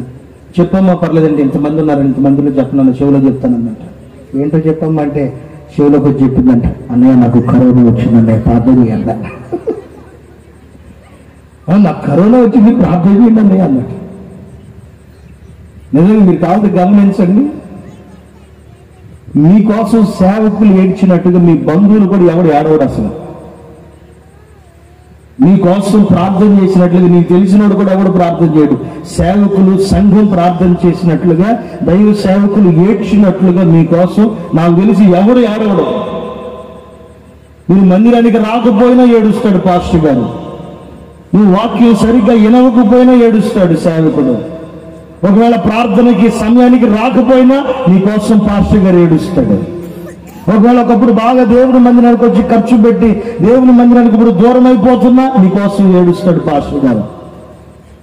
ఒకవేళ పైకి కోపంగా వస్తే రండి పోతే బండే అని అంటాడు, కానీ నీ ముందు అట్లా అన్నా సరే రూమ్లోకి వెళ్ళి తలిపేసుకుని, ప్రభువా ఈ గొర్రెని పోకుండా కాపాడయ్యా, ఈ గొర్రెని కాపాడయ్యా, ఈ విశ్వాసిని కాపాడయ్యా, ఈ బిడ్డని కాపాడయ్యా, ఈ ఆత్మని కాపాడయ్యా. నిజంగా సేవకులు ఎంత గొప్పవాళ్ళు అంటే మనకు అర్థం కావట్లేదు, కానీ దేవునికి మనిషికి మధ్యవర్తి దైవ సేవకుడు. నీ విషయం ఏదైనా ఉంటే మోకాళ్ళ మీద కూర్చుని దేవుడి దగ్గరికి ఈ వార్తను తీసుకెళ్లి, ప్రభువా ఆ బిడ్డకు సహాయం చేయొచ్చు కదా. ఒకసారి సేవకులు అందరూ కోసం గట్టిగా చప్పట్లు కొడతారా? ఇంతేనా? ఇంతేనా? మీరందరూ కోసం అందరూ ప్రార్థన చేసింది కరోనాలో ఆయన ఇద్దరిని కాపాడండి. ఒకసారి సేవకులు అందరూ ఒకసారి నిలబడతారా? ఒకసారి నిలబడతారా? సేవకులు అందరూ ఒకసారి నిలబడతారు. గట్టిగా చప్పట్లు కొట్టండి, మనస్ఫూర్తిగా నిలబడి సాక్షులు అయితే సేవకులు అయితే కొట్టు, గట్టి కొట్టు, కొట్టేది మనస్ఫూర్తి కొట్టు. ఏంటో మట్ట కొడతావు అప్పుడాలు కొట్టినట్టు గట్టి కొట్టు. ఆమె హల్లెలూయా, హల్లెలూయా. నువ్వు తిట్టుకున్నా సరే ఏ రోజైనా నీ కోసం ప్రార్థన ఆపాడా పాస్టర్ గారు? నీకు తెలుసా ఏ రోజైనా ప్రార్థన ఆపాడా? ఎన్నిసార్లు అలిగిపోయి ఉంటావు నువ్వు మందిరాన్ని. ఏ రోజైనా మీ పాస్టర్ గారు నేను వదిలిపెట్టిపోయాడా? పోతాడా? పోతాడా? పొరపాటును పోడు. నువ్వైనా ఈ వేసవికాలం ఎన్ని ఊర్లు తిరుగుంటావు? మా మందిరంలో ఒక ఇద్దరు ముగ్గురు ఉన్నారు, అసలు సెలవులు వచ్చినాయంటే వాళ్ళకంత ఓపిక ఎక్కడదో, డబ్బు ఎక్కడదో కూడా నాకు అర్థం కాదు. అంత ఓపిక ఎక్కడదా? నేను చాలాసార్లు అడిగి ఎంత ఓపికరా బాబు మీకు? మొత్తం వాళ్ళ ఫ్యామిలీకి అంతా ఓపిక, మామూలు ఓపిక కాదు. నేను అంటాను చిన్న మాట, ఏ రోజైనా ఈ అయ్యగారు ఇప్పుడు 30 ఏళ్ళైందా ఇక్కడికి వచ్చి ఎప్పుడైనా మీ ఏరియాను వదిలేసిపోయాడా? బతుకున్నారా మీరంతా? అమ్మా బతుకున్నారా? అయ్యా బతుకున్నారా? ఏ రోజైనా మిమ్మల్ని వదిలిపెట్టిపోయాడా? చెప్పరేంటి మంద? వెస్లీ పాస్టర్ గారు లాగా అడగాలి, చెప్పదేంటి మంద? ఏ రోజైనా వదిలిపెట్టిపోయాడా? మంద అంటే మళ్ళీ వేరే మంద అనుకోమాడు, గొర్రెలు మంద, మనమంతా గొర్రెలు. నిజంగా ఏ రోజైనా నిజంగా ఒక నిస్వార్థంగా భూమి మీద కష్టపడి దేవుని కోసం నిలబడే మొట్టమొదటి వ్యక్తి ఎవరంటే దైవ సేవకుడు ఒక్కడే. గట్టి కొట్టిన చప్పట్లు వాళ్ళకి అవసరం. నువ్వు అనుకుంటావు ఆయనే వస్తాడులే, ఆయనే వస్తాడులే. తప్పదు. నువ్వు లేకపోతే జరగదా? ఏదో దిక్కు నుంచి వస్తుంది, కానీ పోగొట్టుకోవటం ఇష్టం లేక. ఎందుకంటే ఎక్కడి నుంచి పోతావు అంటే నువ్వు రేపు పొద్దున దేవుని ఎదుట నిలవబడే ఆ వరసలో నుంచి పోతావు. సంఘంలో నుంచి కాదు నువ్వు పోయేది, ఆ వరసలో నుంచి తప్పిపోతావనే భయం. ఈ సంఘం కాబట్టి ఆ సంఘం, ఏ సంఘం, ఏదో సంఘంలో ఉంటే పర్లేదు, నువ్వు ఆ సంఘంలో కూడా ఎట్లాగా వాక్యం వెళ్ళిపోతావు. నువ్వు భయంతోనే నిన్ను పోగొట్టుకోకూడదనే ఆయన ఎదుట నిన్ను నిలవబెట్టాలనే మనసుతో తప్ప వేరొక ఉద్దేశం కాదు. మీ అందరి కోసం భయపడే వ్యక్తుల్లో దైవ సేవకుడు ఒకడు ఉంటాడు. ప్రభువా ఈ బిడ్డ తొలగిపోకుండా కాపాడండి అయ్యా, ఈ ఆత్మను కాపాడినైనా తెలుసో తెలియకో తొందరపడిందిలే, తొందరపడ్డాడులే ప్రభువా క్షమించండి, కనికరించండి అని మీకోసం ఏడ్చి ప్రార్థన చేసే గుంపులో దైవ సేవకుడు ఉంటాడు. ఏదైనా మీకు ఇచ్చిన దైవ సేవకులు గుండెల్లో పెట్టుకుని చూడండి. మీ ప్రాంతాల్లో ఎక్కడి నుంచి వచ్చారో నాకు తెలియదు, మీ ప్రాంతాల్లో ఉన్న దైవ సేవకులందరినీ గుండెల్లో పెట్టుకుని చూడండి. కన్నుకు కన్ను రెప్ప ఎలా తోడుగా ఉంటుందో మీ సేవకునికి ప్రతి క్షణం మీరు తోడుగా భయభక్తులు కలిగి ఉండి చూడండి. నా దేవుడు మిమ్మల్ని అందరినీ ఆశీర్వదించునుగాక. చెప్పండి గట్టిగా చేతులెత్తి ఆమేనని, మనస్ఫూర్తి చెప్పండి ఆమేనని. రెండో విషయం చెప్తాను, ఆయన ఎదుట మనం ఎలా కనపడాలి. ఒకటి చెప్తున్నాను, చెప్పాను, ఆయన ఎదుట భయభక్తులు కలిగి కనపడాలి. ఆయన ఎదుట రెండో విషయం చెప్తాను, ఆయన ఎదుట మనం ఎలా కనపడాలి. దైవ పౌలు గారు తిమోతికి అంటున్నాడు దేవుని ఎదుట యోగ్యునిగాను సిగ్గుపడనక్కర్లేని పనివారిగాను సత్యవాక్యాన్ని సరిగా ఉపదేశించేవాడిగా నిన్ను నీవు దేవునికి కనపరుచుకును, జాగ్రత్త పడుము. కనపరుచుకున్నటకు జాగ్రత్త పడుము. ఒకటి, మనల్ని మన దేవునికి ఎలా కనపరుచుకోవాలంటే మన దేవుని దగ్గరికి వచ్చేటప్పుడే భయము భక్తితో పరిగెత్తుకుని రావాలి. వచ్చిన తర్వాత కూడా మనస్ఫూర్తిగా నీ పవిత్రతను, నీ జీవితాన్ని సరిచేసుకుని దేవుని కోసం బ్రతకాలి. రెండో విషయాన్ని చెప్తాను. ఆయన ఎదుట మనం ఎలా కనపడాలంటే నీతిమంతులుగా కనపడాలి. దేవుని దృష్టికి మనం నీతిమంతులుగా కనపడాలి. మన విశ్వాసాన్ని, మన పరిశుద్ధతను, మన నీతిని కాపాడుకుంటూ ఆయన ఎదుట నీతిమంతులుగా కనబడాలి. ఏమాత్రం నీతిహీనమైన పనులు చేయకూడదు. బైబిల్లో యోహాను సువార్తమానంలో ఇలా అంటాడు, మత్తయి శుభవర్తమానంలో కూడా ఇలా అంటాడు. ఒకరోజు కోపం వచ్చి దైవజనుడైన యోహాను గారు అయితే అంటాడు, సర్ప సంతానమా రాబోతున్న ఉగ్రతలో నుంచి మిమ్మల్ని ఎవరు తప్పిస్తాడు? రాబోతున్న దేవుని ఉగ్రతలో నుంచి ఎవడు మిమ్మల్ని తప్పిస్తాడు?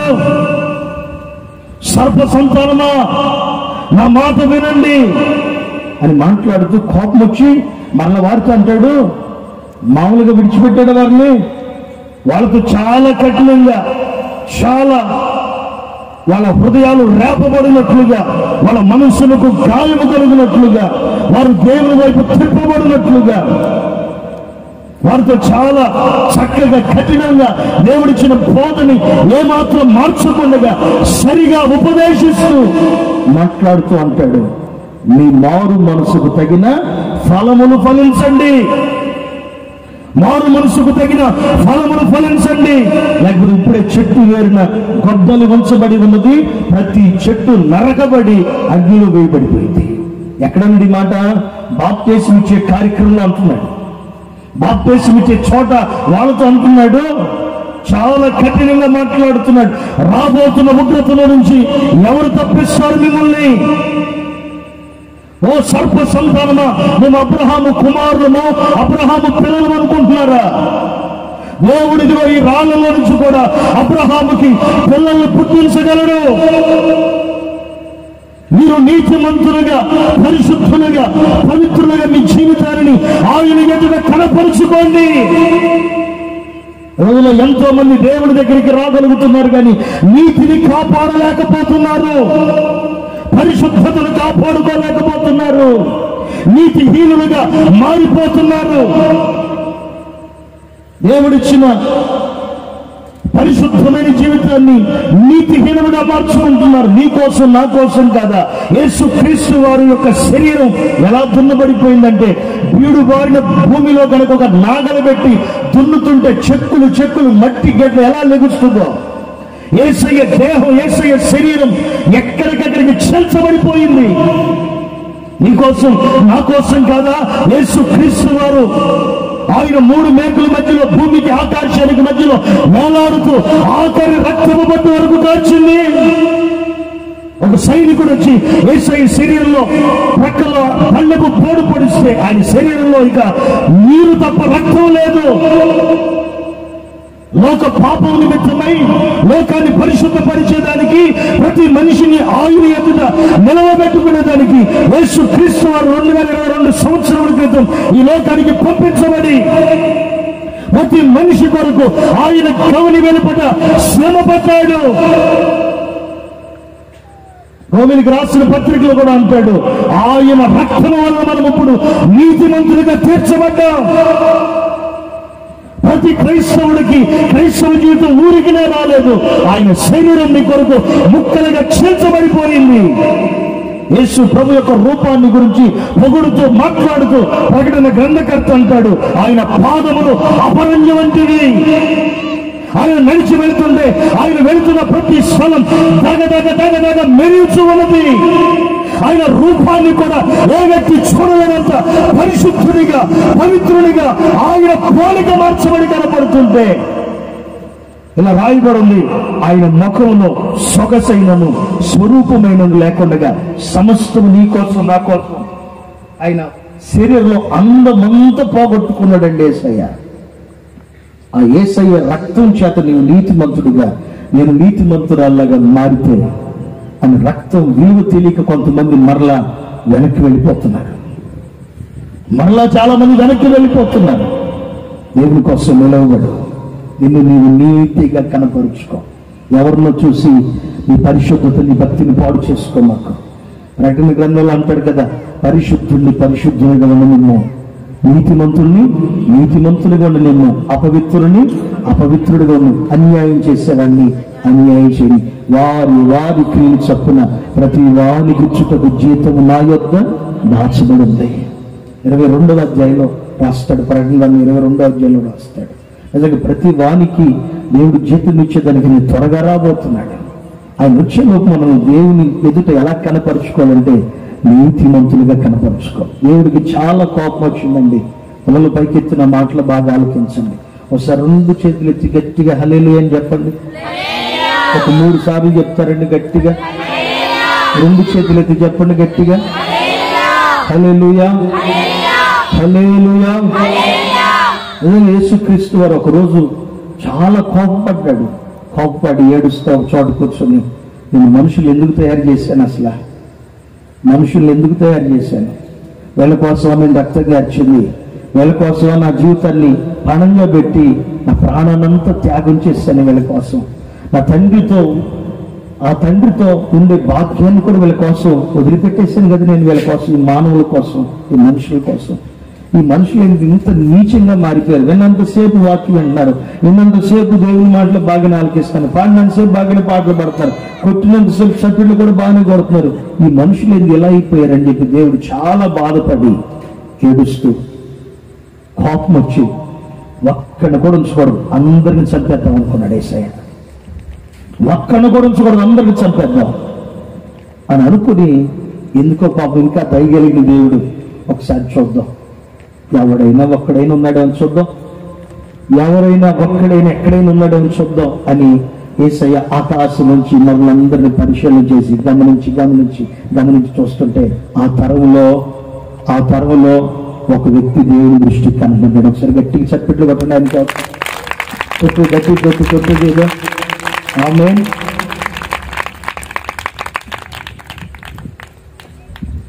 ఆ తరంలో ఒక వ్యక్తి దేవుని దృష్టికి నీతిమంతుడిగా కనపడ్డాడు, నిందారహితుడిగా కనపడ్డాడు. దేవుడు అనుకున్నాడు, ఈ బిడ్డని కాపాడాలి. వాళ్ళ కుటుంబాన్ని గమనిస్తే ఆ ఇంట్లో ఉన్న తన భార్య తన బిడ్డలందరినీ కాపాడేదానికి దేవునికి మనసు కలిగింది. రాత్రి వేళ దేవుని మాటలు వింటున్న దేవుని బిడ్డలారా, కరోనా వ్యాధి ఆగిపోవటానికి కారణం ఏంటో చెప్పనా? దేవుని దృష్టికి ఎంతో మంది నీతిమంతులు రాత్రి మగలు ఏడ్చి ప్రార్థన చేశారు, విశ్వాసులు చేశారు, దైవ సేవకులు చేశారు, రాత్రి మగలు చేతులెత్తి ప్రార్థన చేశారు. ప్రభువా, మా దేశాన్ని కాపాడండి, మా మనుషుల్ని కాపాడండి, మా ప్రాంతాన్ని కాపాడండి.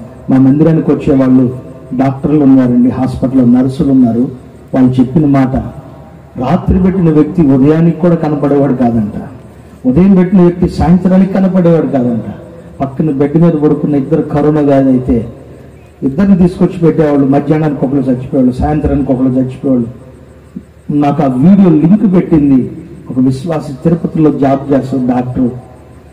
ఒక యవనస్తురాలు అమ్మాయి పెట్టింది, కళ్ళెమ్మట నీళ్లు తిరిగిపోయి ఒక్క దెబ్బకి గిరాటేస్తున్నారు. గుంటూరు నుంచి కూడా ఒక విశ్వాసి వీడియో లింక్ పెట్టారు. గిరాటేస్తున్నారు, సంచిలో పడేసి గిరాటేస్తున్నారు.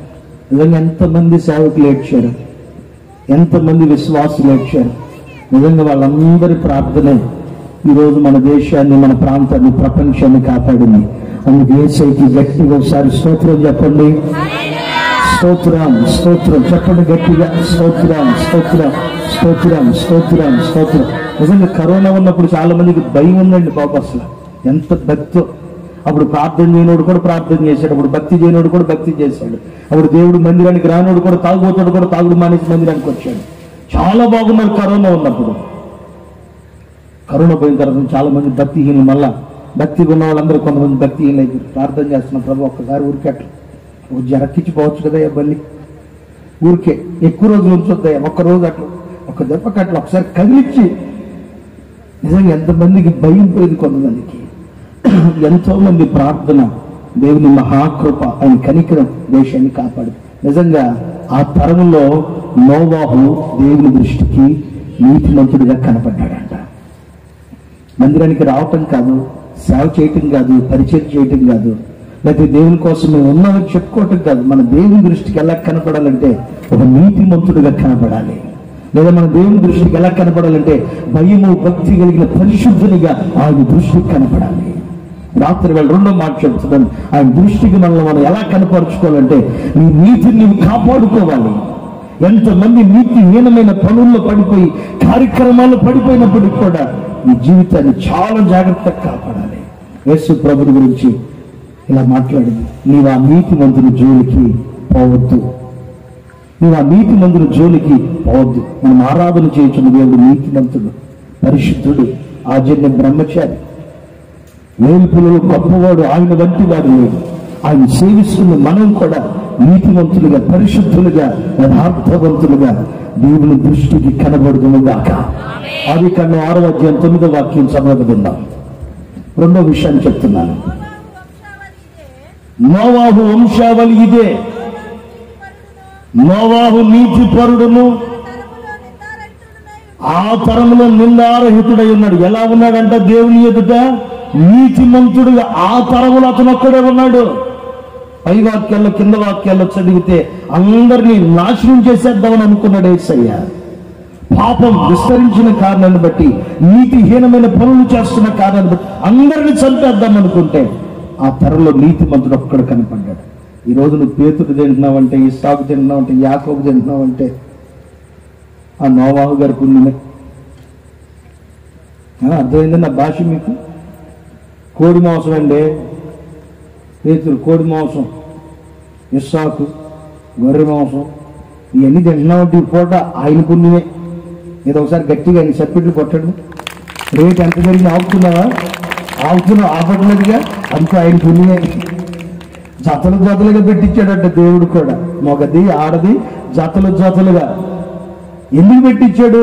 అక్కడ వాక్యాలు చదివితే వాక్యం అంటే ఎవరు ఎంట్లా కాదు. చూడండి, ఇలాంటి కష్టపడి ఇలాంటి పాస్టర్లు దేవుడు ఏర్పాటు చేసుకుని వాక్యం పెట్టిస్తే వింటారా? వినరు. వీళ్ళకి ఇలా కాదు సార్, కొంచెం ఏసీ పెట్టించి ఒక స్క్రీన్ వేయించి అలా గనక పెట్టి టయ్యానికి వదిలేసావు అనుకో, చుట్టుపక్కల ఊర్లో ఉన్న వాళ్ళు నీ దగ్గరికి వస్తారు. వాక్యం చెప్తే ఎవరు దేవుడి దగ్గర రారు.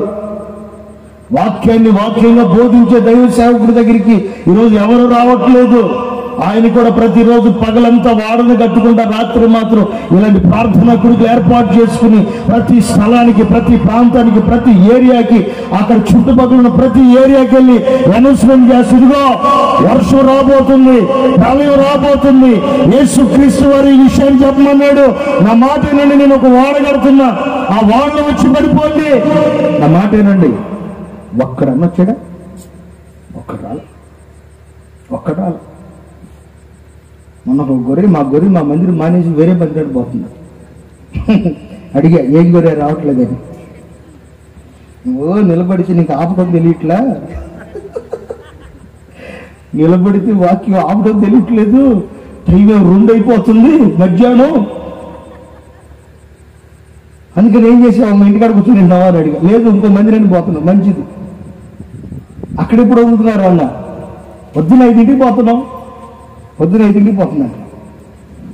పొద్దున్న 5ంటికి ఎన్నింటికి వస్తున్నాం? 7:30 కల్లా అయిపోతుంది. అంతే, 7:30 6 కల్లా అయిపోతున్నాం. మొహం కడుక్కుని పోయావా అసలు? మొహం కడుక్కున్న స్నానం చేసి ఏ వాక్యం చెప్పారమ్మా? ఏమో వాళ్ళు చెప్పారు, ఏదో 2 పాటలు పాడు, సభ్యులు పట్టు, అయిపోయింది. ఒక 4 వాక్యాలు అయిపోయింది. ఈరోజు మనిషి అది కోరుకుంటున్నాడు, కానీ ఒక మనిషిని నీతిమంతుల మార్గంలో నిలవబెట్టే ఆ సత్వం కలిగిన బోధలోడికి రాలేకపోతున్నాడు. మరలా కనపడితే మళ్ళీ అడిగా, ఎక్కడ పోతున్నావు గొర్రె? రావట్లేదు. ఏంటంటే, నువ్వు పోయేదాకా రానన్నా. మంచిది, నేను అప్పుడే పోనాను. నువ్వు పోయేదాకా మంచిది, నేను అప్పుడే పోను. నువ్వు పోకపోతే నేను రాను. నేను పోయేలోపు నువ్వు పోతావు చూసుకోనని. నేను పోయేలోపే నువ్వు పోతావు చూసుకోను. నిజంగా కొంతమందికి సత్వం కలిగిన సంఘంలో వాక్యంలో కూర్చుని నీతి మార్గాల్లో నడిపించే దైవ సేవకులు నచ్చరు. ఈరోజు నవ్వించి కవ్వించి మధ్యలో 2-3 పాటలు పాడి ఆర్కెస్ట్రా వాళ్ళతో మొత్తం కెక్కెక్కలు పెట్టించి మొత్తం దబ్బా దబ్బా దబ్బా అని శబ్దాలు, అబ్బాబ్బా ఏం పాడిండి అన్న, ఏం చెప్పాడు అసలు? చాలా బాగుంది ఈరోజు. అలా కాకుండా వాక్యం చేత కనుక సరి చేయాలని దేవుని ఎదుట నిలబెట్టాలని అనుకున్నప్పుడు ఆ సేవకుడు ఈరోజు చాలా మందికి చేదైపోతున్నాడు. ఎందుకు ఈ మాట వాడు ఉంటాడని నేను ఆలోచించాను. జాగ్రత్తగా ఉండమంటే ఒకవేళ మనుషుల కోసం అక్కడ వాడేటప్పుడు కూడా సత్యవాక్యాన్ని సరిగా ఉపదేశించు. మనుషుల కోసం మారుస్తావో మార్చమాకో. వచ్చినవాడిని రాని, ఉన్నవాడిని వనని, ప్రతి వాడు దేవుని ఎదుట నిలవబడతాడు. ఏదైనా ఈ రోజుల్లో దేవుడు మీకోసం ఈ ప్రాంతంలో దైవ సేవకులను ఏర్పాటు చేసుకున్నారు. అందుకు దేవునికి స్తోత్రం కలుగును గాక. చెప్పండి గట్టిగా ఆమేన్, హల్లెలూయా. ఈరోజు ఎంతో మందికి శుభ్రంగా డబ్బులు వస్తే చక్కగా దాచిపెట్టుకుని ఎన్ని బ్యాంకులు ఉన్నాయి అన్ని బ్యాంకులు సగం దాంట్లో సగం దీంట్లో సగం దీంట్లో సగం దాచిపెట్టుకుంటుంటే ఇంత ఖర్చు పెట్టి స్వార్థ కొడుకులు పెట్టి మాకు భోజనాలు పెట్టి మాకు కానుకలు ఇచ్చి మళ్ళీ మమ్మల్ని సాగనంపించి మళ్ళీ మమ్మల్ని పిలిపించి ఇంత చేస్తుంటే మీరు గుర్తుపట్టండి, నిజంగా ఈ ప్రాంతం దేవుని కృపలో ఉంది. అందుకు దేవునికి స్తోత్రం కలుగును గాక.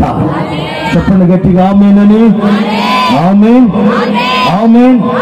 ఈరోజు సంఘంలో కొంచెం వెనక దెబ్బ తగిలితే ఇక ఆ సంఘంలో ఉండాలి. ఎందుకంటే నేను దేవుని ఎదుట నీతిమంతునిగా నిలవబెట్టాలనే దైవ సేవకుని యొక్క ప్రయాస.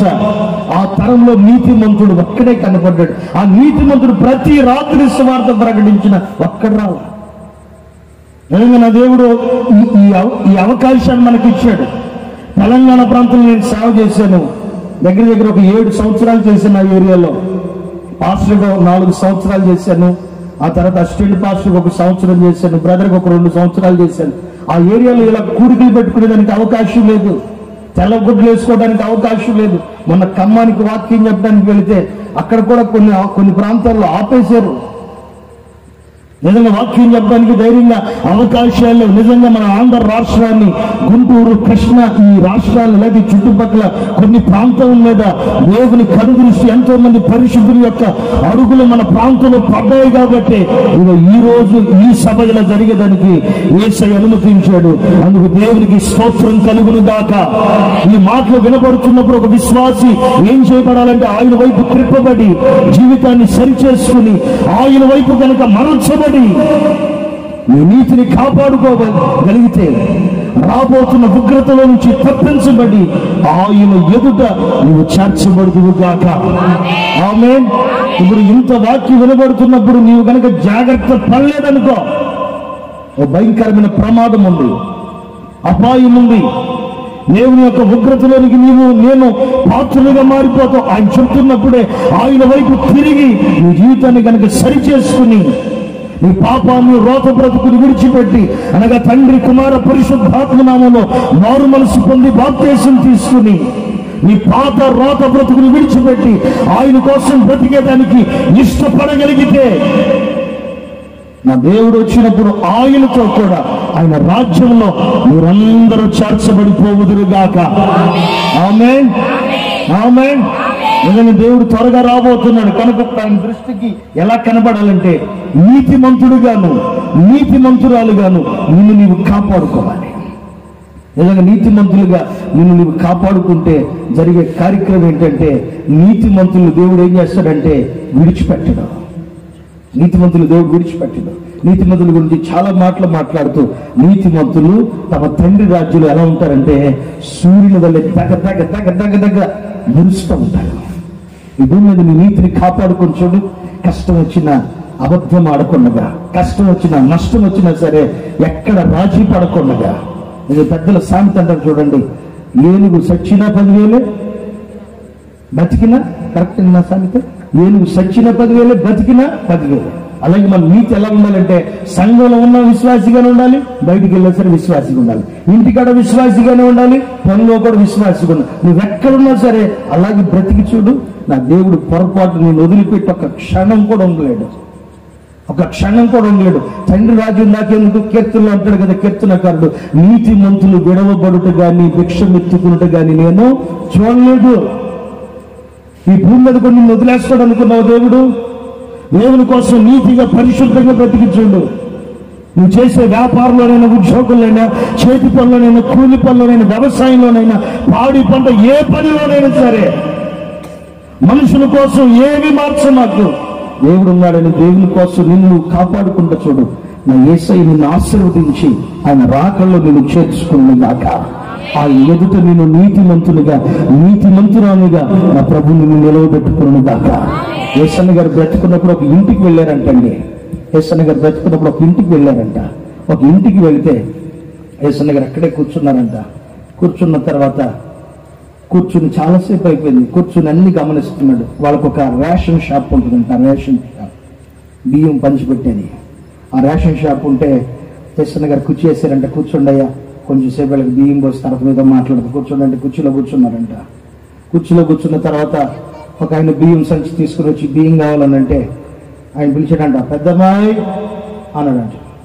పెద్దమ్మాయి అంటే వచ్చేటప్పుడే అదే అంటారు, దాన్ని ఏమంటారు, కొలత కొలిసేదాన్ని మానిక కదయ్యా. ఆ మానిక కాకుండా అదేదో ఉంటుందిగా పట్టుకునేదాన్ని, కార్డ్ టైప్ ఇట్లా పోసేదాన్ని, అదేదో మొత్తానికి. సరే మానిక అనుకుందాం ప్రస్తుతానికి. పెద్దమ్మాయి అనగానే మానిక తెచ్చిందట. యేసన్న గారు ఆ పిల్లలు చూసి నవ్వి మరి తెచ్చింది బుడ్డది అని అనుకున్నాడు. తర్వాత రెండోసారి చిన్నమ్మాయి అన్నాడంట. చిన్నమ్మాయి ఎలా ఉంటుందని చెప్పి చూస్తే ఆ చిన్నమ్మాయి కూడా ఫస్ట్ వచ్చిన పెద్దమ్మాయి లాగా ఉన్నాడు. సరే కమల పిల్లలు ఏమనుకున్నాడట. ఆ తర్వాత మరొక వ్యక్తి వస్తే మరలా పెద్దమ్మాయి అన్నాడంట. యేసన్న గారికి డౌట్ వచ్చి బట్టలు అయ్యే, మొహం అదే, ఎత్తు కూడా అదే, ఈ మనిషి 3 సార్లు దిగిందేంటి?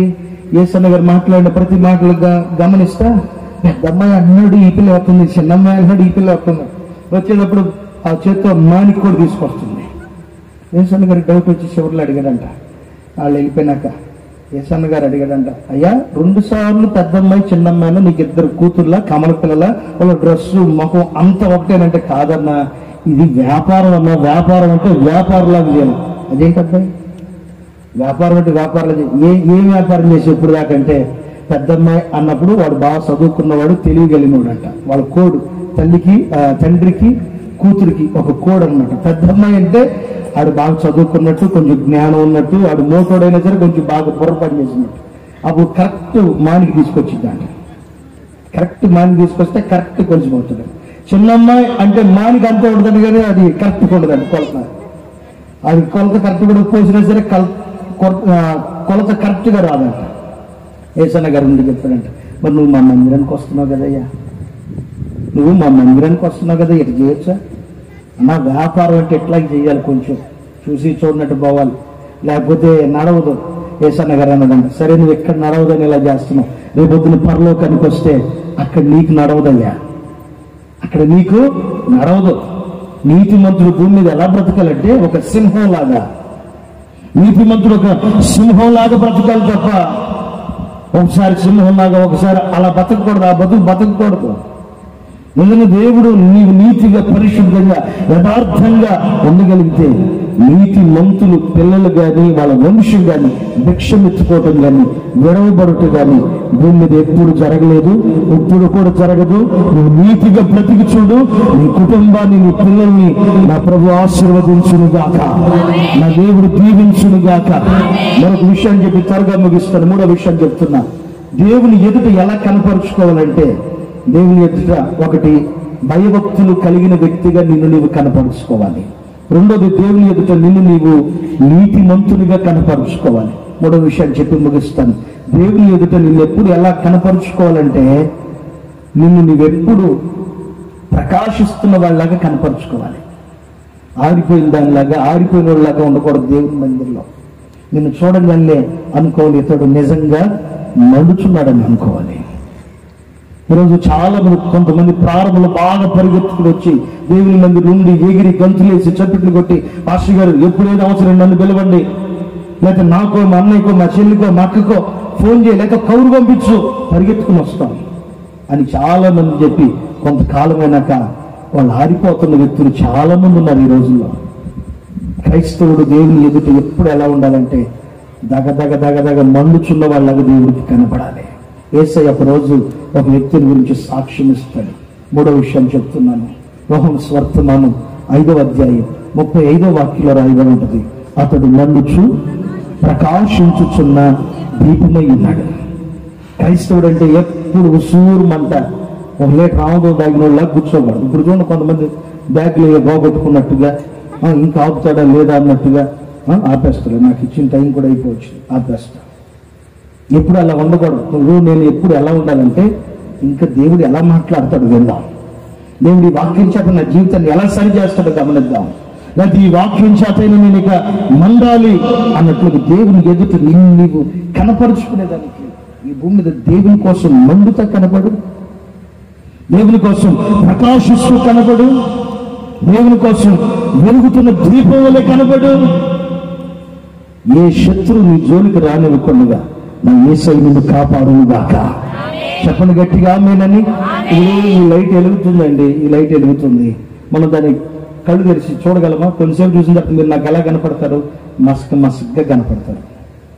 లేకపోతే అది వెలుగుతున్న దీపం దగ్గర కనుక ఏదైనా ఒకసారి మన దీపం దగ్గర కనుక వేలు పెట్టి చూడండి. వేలు పెడితే ఏది?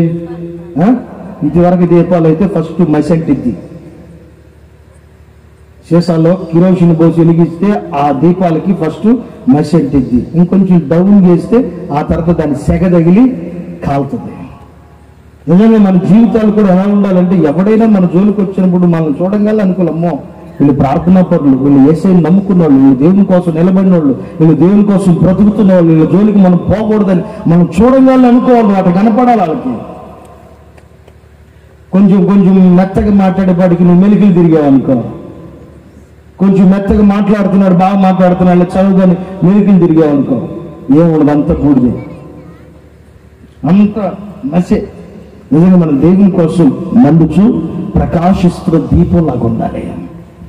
దేవుని ఎదుట మనల్ని మనం ఎలా కనపరుచుకున్నాడు, వచ్చాడు వెళ్ళిపోయాడు అన్నట్లు కాదు. దేవుడు కూడా రేపొద్దున మన గురించి సాక్ష్యం చెప్పాలి.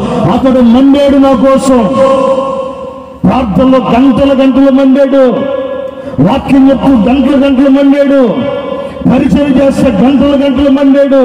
ఎక్కడ ప్రార్థన, ఎక్కడ కూడికన్నా సరే సేవకులతో పాటు తగలబడ్డాడు. వెళ్ళి ఏ పరిచర్య ఉందన్నా సరే ఏది ఎగరగొట్టలేదు. ఇది దేవుడిచ్చిన భాగ్యం నాకని పరిగెత్తుకుని వెళ్ళాడు.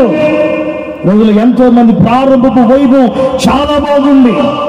మందిరం, దేవుని సన్నిధి, సహవాసం, పరిచర్యని పరిగెత్తుకుని దేవుని దగ్గరికి వచ్చి ఈరోజు ఎంతో మంది దేవునికి దూరం అయిపోతున్నారు. ఏమన్నా మందిరానికి వస్తున్నాలే పదండి. ఒకప్పుడు ముందు ఫస్ట్ కూర్చునేది ఏమో, ఈరోజు చాలా మంది వెనక స్థితికి వెళ్ళిపోయారు. కారణం ఏంటంటే వాళ్ళ దీపాలకి ముసిపెట్టేసింది.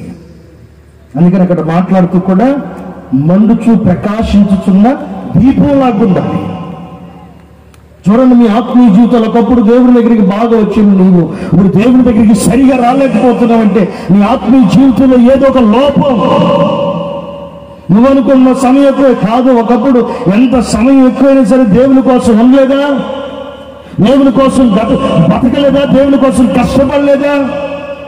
చిన్న మాట అంటే ఆలోచించండి. నీ కుటుంబాన్ని పోషించడానికి రోజు 10 గంటలు కష్టపడుతున్నావు. ఒక మందిరానికి వచ్చి ఎన్ని గంటలు ఉంటున్నావు నువ్వు? దేవుని మందిరం ఎంతసేపు మోకాళ్ళ మీద ఉంటున్నావు? రోజుకి 24 గంటలు దేవుడు మనకిస్తే 24 గంటల నుంచి దశంభాగం తీసి దేవుడికి ఇవ్వాలి. 10వ భాగంలో మాత్రమే కాదు, ప్రభు నిన్ను 24 గంటలు బ్రతకమన్నప్పుడు రోజుకి 2.5 గంటలు దేవుని సన్నిధిలో మోకాళ్ళ మీద ఉండాలి క్రైస్తవులు. అలా రోజు పరిచయలు, శాస్త్రులు, సద్దుకాయలు చేస్తున్నారని మత్తయి శుభవర్తమానంలో రాయబడింది. వారి నీతి కంటే మన నీతి అధికమవ్వాలి. అంటే రోజుకు ఒక క్రైస్తవుడు, యేసయ్యను నమ్ముకున్న విశ్వాసైనా దైవ సేవకుడైనా 3 గంటలు ప్రతిరోజు ప్రార్థన చేయాలి. 3 గంటలు లేట్ చేయటం కాదు కానీ ప్రతిరోజు 3 గంటలు ప్రార్థన చేయాలి. ఈరోజు నువ్వు చేయగలుగుతున్నావా? ఒకప్పుడు దేవుని మందిరంలో మోకాళ్ళ మీద ఉండి రోగం వచ్చినా, సమస్య వచ్చినా, వ్యాధి వచ్చినా, ఏదొచ్చినా సరే కొబ్బరి నూనె బాటిల్ పాస్టర్ గారి దగ్గర తెప్పించి ప్రార్థన చేయించుకున్న విశ్వాసంలో రాసుకున్న ఎంతో మంది యొక్క ఆత్మీయ విశ్వాసం ఈరోజు మంట తక్కువైపోతుంది. ఒకప్పుడు దేవుని సన్నిధిలో మోకాళ్ళ మీద ఉండి భాషలు మాట్లాడి, అభిషేకంతో నింపబడి, ఆత్మతో నింపబడి, ప్రవచనాలు ఎత్తి మాట్లాడిన వారు ఈరోజు దేవుని మందిరానికి వచ్చి వెళ్ళిపోతున్నారు. కానీ సంఘంలో ఉత్సవం ఉండట్లేదు. ఆత్మచేత నింపబడలేకపోతున్నాడు, ప్రవచనం ఎత్తి మాట్లాడలేకపోతున్నాడు, ప్రతిది వివేచించలేకపోతున్నాడు. పేరుకి క్రైస్తవుడిగా పిలువబడుతూ కూడా మండలేకపోతున్నాడు దేవుని కోసం. ఈ రాత్రి వేళ ఈ 2వ రోజు సభలో నా దేవుని కొరకు మండాలని కనుక ఆశ కలిగి నీవు బ్రతకగలిగితే నా యేసయ్య నిన్ను మండించును గాక. ఆమేన్, ఆమేన్. చిన్న మాట అండి. ఈ రోజంటే కీబోర్డులు, ప్యాడ్లు, తబలాలు ఇవన్నీ వచ్చాయి. బైబిల్లో కొంచెం చూద్దాం మనం. దానియేలు సింహాల బోన్లోకి వెళ్ళినప్పుడు ఫ్యాడ్లు ఉన్నాయి, అక్కడ తబలాలు ఉన్నాయా, కీబోర్డులు ఉన్నాయా? షడ్రక్, మిషక్, అబేద్నెగో అగ్ని గంధకాల్లోకి వెళ్ళినప్పుడు అక్కడ ఏముంది సంగీతం? పౌలు శీలను చెరసాల్లో బంధించబడినప్పుడు అక్కడ ఏదైనా సంగీతం ఉందా? వాళ్ళు చేసిన పని ఏంటంటే ఎక్కడున్నా సరే, ఏది ఉన్నా ఏది లేకపోయినా మేము మా దేవుని కొరకు మండాలి, యేసయ్య కోసం బ్రతకాలి, యేసయ్య కొరకు జీవించాలి, ఆయన కొరకు నా వంతు నేను ఈ భూమి మీద కూర్చోయిపోవాలి. ఆలోచించండి, నీవు ఏం చేయగలుగుతున్నావు ఈరోజు యేసయ్య కోసం? యేసయ్య కోసం ఎంత మండుతున్నావు?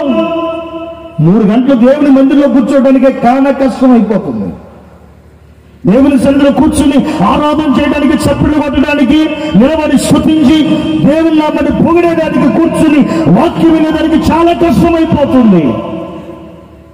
కానీ రోజుకు నువ్వు 10 గంటలు కష్టపడుతున్నావు. ఏ రోజైనా పని వదిలేసి వెళ్ళిపోయావు నువ్వు? ఏ రోజైనా పని వదిలేసి వెళ్ళిపోయావా? చాలా మంది పొలం పనులు చేసేవాళ్ళు ఉన్నారు.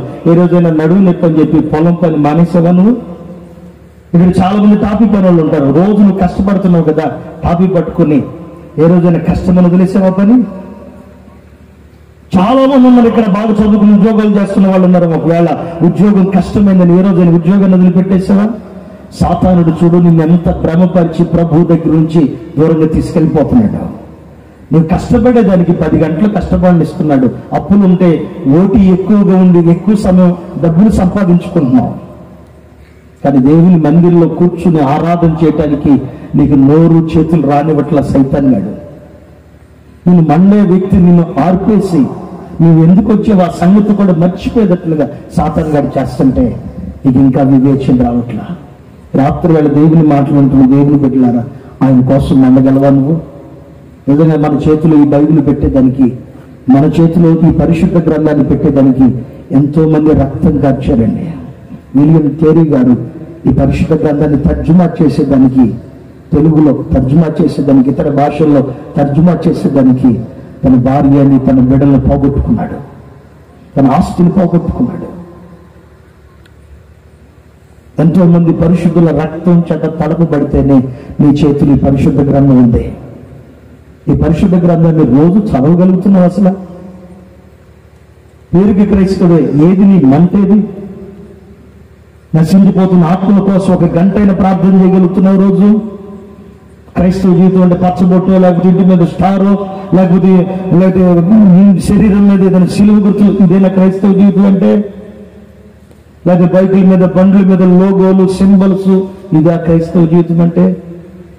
క్రైస్తవ జీవితం అంటే దేవుని కోసం నువ్వేం చేయగలుగుతున్నావు? యేసయ్య కోసం ఎలా బ్రతుకుతున్నావు? నశించిపోతున్న ఆత్మ కొరకు 1 రోజు 1 గంట ప్రార్థన చేయగలుగుతున్నావా? ఎంతో మంది సేవకులు రక్తపు మడుగులో రోజుకి మన భారతదేశంలోనే మన భారతదేశంలో ఏదో ఒక మూల ఒక 10 మంది సేవకులు చంపబడుతున్నారండి. ఇక్కడే హుజూర్ నగర్లో, మన మధ్య తెలంగాణ ప్రాంతం హుజూర్ నగర్లో మందిరాన్ని కూల్చేశారు. ఏం చేస్తున్నావు? దేవుని కోసం, దేవుని మందిరం కోసం, దేవుని సేవ కొరకు, యేసయ్య నామ ఘనత కొరకు ఏం చేయగలుగుతున్నావు? దేవుడు నీకు చాలా డబ్బు ఇచ్చాడు కదా, డబ్బు ఏం చేస్తున్నావు? దాచిపెట్టుకుంటున్నావా? బైబిల్లో రాయబడలేదా? భూమి మీద ధనాన్ని సంపాదించుకుంటే చిమ్మిటో లేకపోతే ఏదో ఒకటి కొట్టేస్తుంది. పరలోకముందు నీ ధనం సంపాదించుకో. డబ్బు ఇచ్చాడా నీకు? మీ పాస్టర్ గారు తీసుకెళ్ళు, అయ్యగారు పలానా చోట కూడా రెండయ్య అని చెప్పి తీసుకెళ్ళు. ఈ చుట్టుపక్కల గ్రామాలు కోటాలు పెట్టించి నీకు డబ్బు ఇచ్చినందుకు నువ్వు మాత్రం తింటానికి అనుకున్నావా? దేవుడు లెక్క అడుగుతాడు రేపొద్దున. దేవునికి డబ్బు ఇచ్చింది, దేవుని కోసం ఖర్చు పెట్టు, దేవుని పని కోసం ఖర్చు పెట్టు, దేవుని సేవలో వాడు, దేవుని కోసం ఖర్చు అయిపో. నా దేవుడిని ఆశీర్వదించును గాక. చేతులెత్తి చెప్పు గట్టిగా ఆమేనని, మనస్ఫూర్తిగా చెప్పండి ఆమేనని, గట్టిగా చెప్పండి ఆమేన్, ఆమేన్. నీకు ఏదైనా తలంతి ఇచ్చాడా, పాట పాడే తలంతి ఇచ్చాడా, ఎంత ఇస్తామని అడిగి మాకు మనస్ఫూర్తిగా పోయి పాడు. నీకు ఏదైనా కృపలు ఇచ్చాడా, ఏదైనా తలంతి ఇచ్చాడా, వాక్యం చెప్పే తలంతి ఏమైనా ఇచ్చాడా, ఎంతమంది వస్తారని అడగ మాకు. 10 మంది వచ్చినా సరే వెళ్ళి వాక్యం చెప్పడానికి వెళ్ళు. ఎంత దూరం అని అడగ మాకు. ఏమి మాట్లాడ మాకు. నా వంతు నేను వచ్చి నా పని ఏం చేస్తున్నాయా. అదే మొన్న మేము రాత్రి అది ఊరు అన్నది, మొన్న రాత్రి వెళ్ళి మేము పోయిన నెలలో తెనాలి అవతల ఏది కంఠం రాజు కుండూరా ఏదో ఆ ఊరు పోయాం. మేము ఇక్కడ నుంచి ఒక ఆటోకి ఒక కారులో మేమందరం పోతే అక్కడున్న పాస్టర్ గారు ఇంచుమించుగా కోటానికి వచ్చి ఉంటారు. దగ్గర ఒక 700-800 మంది ఉంటారు. భోజనాలు అందరికి భోజనాలు అనేపాటికి ప్రార్థన అయిపోయి కూడా దగ్గర 1500 మంది వచ్చారు. ఆ పాస్టర్ గారు చక్కగా కోటం అంతా అయిపోయింది. ఆయన కూడా మాతో పాటు వచ్చి భోజనం చేశాడు. అంతా అయిపోయింది. ఒక 1500 కానుక ఇచ్చాడు. దేవునికి స్తోత్రం అని అనుకుని వచ్చేసాడు. మేము పోయించడానికి వెళ్ళి రావడానికి మా ఆటోలకి దానికి డీజిల్కి పెట్రోల్కి మాత్రం సరిపడింది. బైబిల్లో ఒక మాట అన్నాడు, దేవుడు మనకు ఉచితంగా ఇచ్చాడు. దాన్ని ఉచితంగానే దేవుని నామని ప్రకటించగలిగితే మన దేవుడు మనకి ఏది తక్కువ కానివ్వడు. నా దేవుడు మనం ఆశీర్వదించుగాక. ఆమేన్. ఎంతసేపు అయిన దేవుని వాక్యం చెప్పడానికి నేను ఇష్టపడతాను. ఎందుకంటే రేపు అనేది ఎలా ఉంటుందో మనకు తెలియదు. ఆయన కోసం ఇప్పుడు మండగలిగితే, ఆయన కోసం ప్రకాశించగలిగితే, ఆయన కోసం నిలబడగలిగితే నా దేవుడు ఖచ్చితంగా మనల్ని ఆయన రాకల్లో సిద్ధం చేయనుగాక. నిజంగా ఆ వాక్యాన్ని ఒకసారి చదవండి. 5వ అధ్యాయం 35వ వాక్యం. యోహాను సువార్త 5:35. గట్టి చదవండి. అతడు మండుచు ప్రకాశిస్తూ దీపమై ఉన్నాడు. అతడు మండుచు ప్రకాశించుచున్న దీపమై ఉన్నాడు. ఎవరు చెప్తున్నారు ఈ మాట? యేసయ్య చెప్తున్నాడు. యోహాను యేసయ్య శిష్యులతో చెప్తున్న మాట. అతడు మండుచు ప్రకాశించుచున్న దీపమై ఉన్నాడు. ఒక క్రైస్తవుడు ఎప్పుడు మండాలి, ఆడిపోకూడదు. ఎప్పుడు మండాలి. కొంతమంది మంట ఆదివారం మాత్రం ఉండదు, కొంతమంది మంట శనివారం మాత్రం ఉండదు, కొంతమంది మంట మంచి సిస్టమ్, మంచి ఆర్కెస్ట్రా ఇవన్నీ ఉన్నప్పుడు ఉండదు కొంతమందికి మంట. అలాంటి మంట కాకూడదు. ఎప్పుడైనా సరే నా దేవుని కోసము నిత్యము రగులుచున్న జ్యోతి వల్లే మార్చబడుతుంది కాక, ప్రకాశించుతున్న దీపం వల్లే మార్చబడుతుంది కాక. ఎందుకు ప్రకాశించాలి? ఒక వ్యక్తి బాగా మండినోడు, ఒక్క మాట చెప్తా, ఒక 5 నిమిషం. ఒక వ్యక్తి బాగా మండుతున్నవాడు గనక ఆరిపోతే, బాగా ప్రకాశిస్తున్నవాడు గనక ఆరిపోతే పరలోక రాజ్యానికి వెళ్ళటానికి వీలు కాదు. అసలు పరలోక రాజ్యానికి వెళ్ళలేడు. దేవుడు పరలోక రాజ్యానికి తెచ్చుకోవాలనుకున్నప్పుడు కూడా సాతాను సమూహాలు ఒప్పుకో, చీకటి శక్తులు ఒప్పుకో. అసలు నిజంగా దేవుని బిడ్డలారా, రక్షించబడిన నీవు, మారు మనసు పొందిన నీవు, ఈ 2వ రోజు సభకు చేరవచ్చిన నీవు, దేవుని మాటలు దూరాన సమీపాన అక్కడక్కడ చేరి ఆయన మాటలు విడుచున్న దేవుని ప్రియారా, మండుతున్న నీవు గనక నీ మంట ఆరిపోతే నీకు మరలా సాతానుడు వెలగనివ్వడు. ప్రకాశిస్తున్న నీవు గనక నీ ప్రకాశం ఆగిపోతే వాడు మరలా నిన్ను ప్రభు దగ్గరికి వెళ్ళనివ్వకుండా వాడు నీ కాళ్ళు పట్టుకుని కిందకి లాగేస్తాడు. నిజంగా దేవుని కొరకు వచ్చాం, దేవుని నమ్ముకున్నాం, మారు మనసు పొందే బాప్తిసం తీసుకున్నాం, ఆయన శరీరాన్ని, ఆయన రక్తాన్ని పానం చేస్తున్నాం. యేసు ప్రభువే నిజమైన దేవుడని గుర్తుపట్టి అంగీకరించి ఆయన సన్నిధానానికి వచ్చాం. యెహోవా ఉత్తముడని రుచి చూచావు, తెలుసుకున్నావు. ఇక మీద ఆయన వదిలిపెట్టమాకు. ఆయన కోసం పవిత్రంగా, పరిశుద్ధంగా దేవుని కోసం నిలవబడు. బైబిల్ ఒక వ్యక్తి ఉన్నాడు, బాగా మండాడు. ఏం జరిగిందో తెలియదు, చనిపోయాడు. చనిపోయిన తర్వాత ఆయన దేహాన్ని దేవుడు అన్నాడు, పరలోక రాజ్యానికి తీసుకురండి. పరలోక రాజ్యానికి ఆయన దేహాన్ని తీసుకురమ్మంటే ఆయన దేహాన్ని దేవదూతలు ఇద్దరు పట్టుకుని పరలోక రాజ్యానికి తీసుకుని వెళుతుంటే సాతాను సమూహాలు కాళ్ళు పట్టుకుని ఆ సేవకుని యొక్క ఆత్మని, ఆ సేవకుని యొక్క దేహాన్ని పరలోక రాజ్యానికి తీసుకెళ్ళకూడదు కిందకి పట్టుకుని లాగేస్తున్నారు. ఈరోజు ఒక క్రైస్తవుడు వెలిగి మండించబడి దేవుని కోసం నిలవబడి దేవుని కోసం బ్రతికి ఇదిగో నేను యేసు ప్రభువుని నమ్ముకున్నాను, దేవుని మందిరంలో ఉన్నాను అని చెప్పి ఆరిపోతున్నావంటే ఒకటే గుర్తుపట్టు, నీ పాదాలు సాతాను గారు పట్టుకున్నాడు. ఒకప్పుడు దేవుని కోసం వచ్చి దేవుని మందిరంలో ఉండి దైవ సేవకులతో ఉండి పరిచయంలో ఉండి సంఘంలో ఉండి ప్రతి ప్రార్థన కూడికలో ఉండి ఇప్పుడు నేను రాను అని ఒకవేళ మొండికేస్తున్నావంటే గుర్తుపట్టు, నీ పాదాలు సైతాను గారు పట్టుకున్నాడు. నీ పాదాన్ని వారి చేతిలో నుంచి విడిపించుకోవాలి. వారి చేతిలో నుంచి నీ పాదాలు విరవబడకపోతే నీకు మోక్ష రాజ్యం లేదు, పరలోక రాజ్యం లేదు. ఆయన ఎదుట యోగ్యునిగా సిగ్గుపడనక్కర్లేని పనివారిగా నిలవబడలేవు. దేవుని బిడ్డలారా, యేసు క్రీస్తు వారి త్వరలో రాబోతున్నాడు. ఆయన వస్తున్న ఈ సమయంలో నీవు ఆరిపోకూడదు. ఎక్కడ ప్రార్థన ఉన్నా, ఆదివారమైనా శనివారమైనా మాసాంతరపు కూడికైనా 1వ తేదీ ఇలాంటి సభలైనా ఏ ప్రార్థన కూడికైనా లేకపోతే ఏ పరిచర్య అయినా సరే దేన్ని పోగొట్టుకోమాకు. ఒకవేళ ఒకప్పుడు బాగా చేసి పోగొట్టుకుంటున్నావంటే నీ పాదాలు వాడు పట్టేసుకున్నాడని గుర్తుపెట్టు. ఒకప్పుడు దేవుని కోసం ఖర్చు పెట్టి దేవుని సేవ దేవుని సేవ దేవుని సేవని తిరిగి దేవుని పరిచర్యను తిరిగి ఇప్పుడు తిరగకుండా ఆగిపోయావా? ఒకటే గుర్తుపెట్టు, నీ పాదాలు పట్టేసుకున్నాడేమో. నీ పాదాలు పట్టుకుంటే దేవుని పని చేయలేవు, దేవుని పరిచయం చేయలేవు, దేవుని సంఘానికి రాలేవు, దేవుని కోసం నిలబడలేవు, ఆయన కోసం బ్రతకలేవు. అప్పుడు లాంటి వైరాగ్యం త్యాగం చచ్చిపోయింది. ఏదో వస్తావు, కూర్చుంటావు, వెనక కూర్చుంటావు, అటు నుంచి అటే పోతావు, పాస్టర్ గారిని కూడా కలవు, కానుకివో, మాట్లాడవు. అటు నుంచి అటే సైతాన్ గారిని దేవుడి దగ్గరికి దైవ సేవకుడి దగ్గరికి రానివ్వడం. జకర్యా గ్రంథంలో 3వ అధ్యాయంలో రాయబడలేదన్నమాట. యెహోషువ చనిపోయాడు, అతని శరీరాన్ని దేవుడి దగ్గరికి తీసుకురమ్మని చెప్పారు.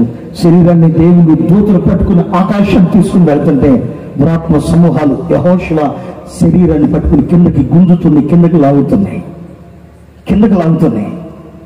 దేవదూత అంటుంది, ఇదిగో ఎలాంటి సేవకుడినా, ఎలాంటి దైవ సేవకుడినా, సూర్యుడా నీవు గిబియోనులో, చంద్రుడా నీవు అయ్యోని లోయలో నిలవబడిపో అనంటే అలాగే నిలబడిపోయాయి కదా. మా శత్రువుల మీద నన్ను పగ తీర్చుకునేంత వరకు కదలకూడదంటే అలాగే నిలబడి. అంత గొప్ప సేవకుడిని ఒక చిన్న బలహీనతను బట్టి, ఒక చిన్న పొరపాటును బట్టి, చిన్న అవిధేయతను బట్టి చచ్చిపోయిన తర్వాత పరలోక రాజ్యానికి పోనివ్వకపోతే, నా మాటలు వినండి, బాగా వినండి, మనల్ని సైతాన్ గారు పోనిస్తారనుకున్నారా? పోనివ్వరా?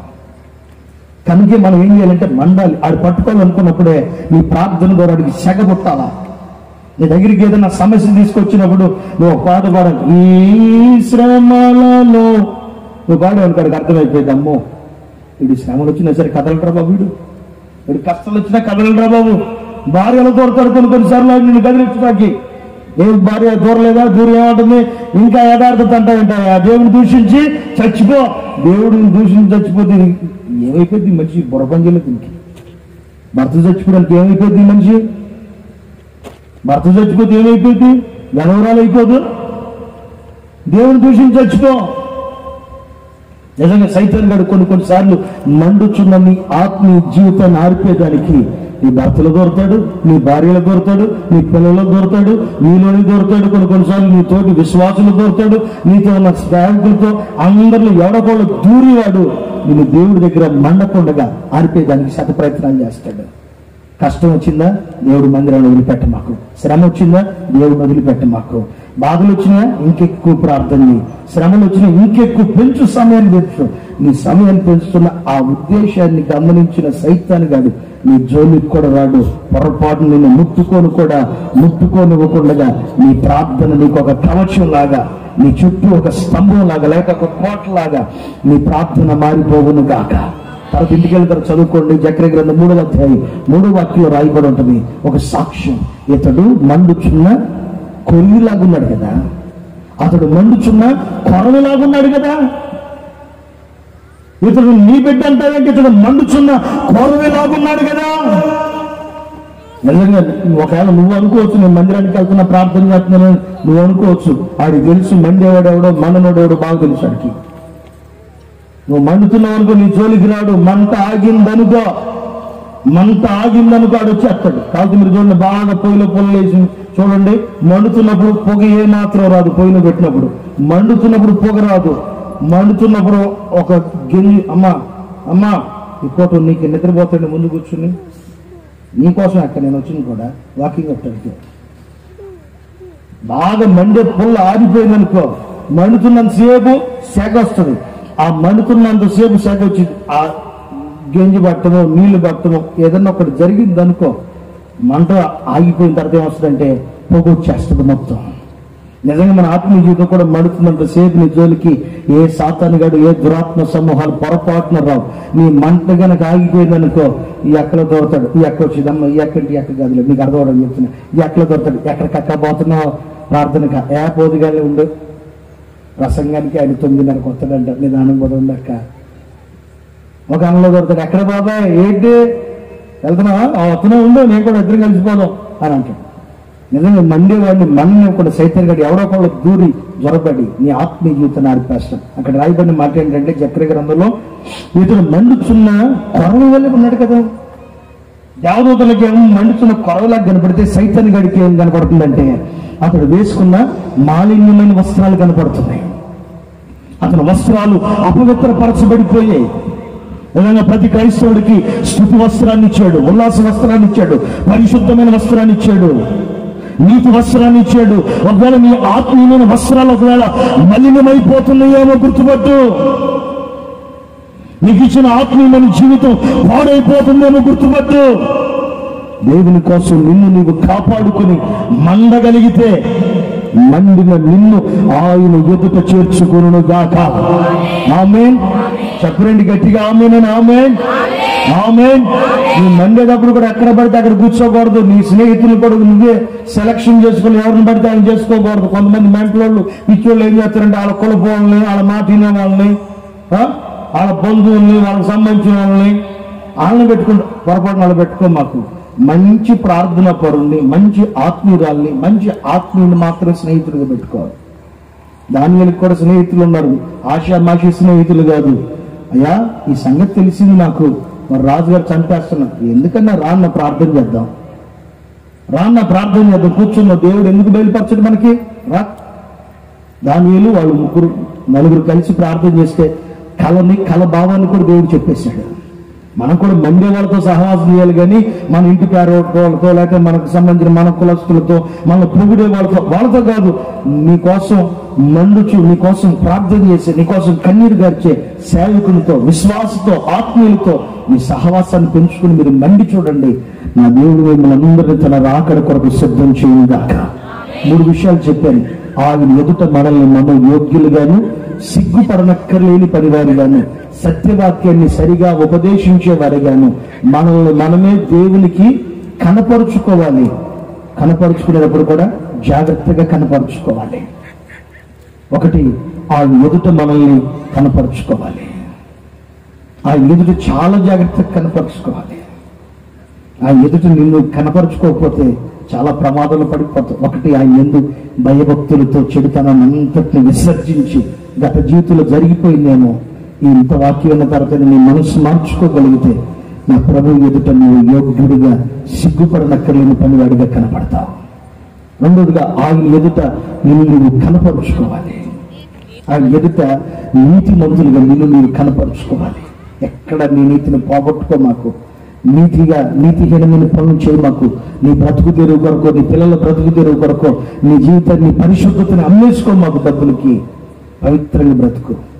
మూడవదిగా దేవుని ఎదుట సిగ్గుపడనక్కర్లేని పనివారిగాను, యోగ్యులుగాను, సత్యవాక్యాన్ని సరిగా బోధించేవారిగా ఆయన ఎదుట మనల్ని మనం మండుచు ప్రకాశించుతున్న దీపాలు అనే మనల్ని మనం కనపరుచుకోగలిగితే ఈ పొద్దున యేసయ్య మేఘాల మీదకి వచ్చినప్పుడు మనందరినీ తన రాజ్యంలో చేర్చుకునేది దాకా, మనందరినీ తన రాకల్లో చేర్చుకునేది దాకా, ఈ మాటలన్నీ నా యేసయ్య మీ వినికిల్లో స్థిరపరచును దాకా. ఆమేన్.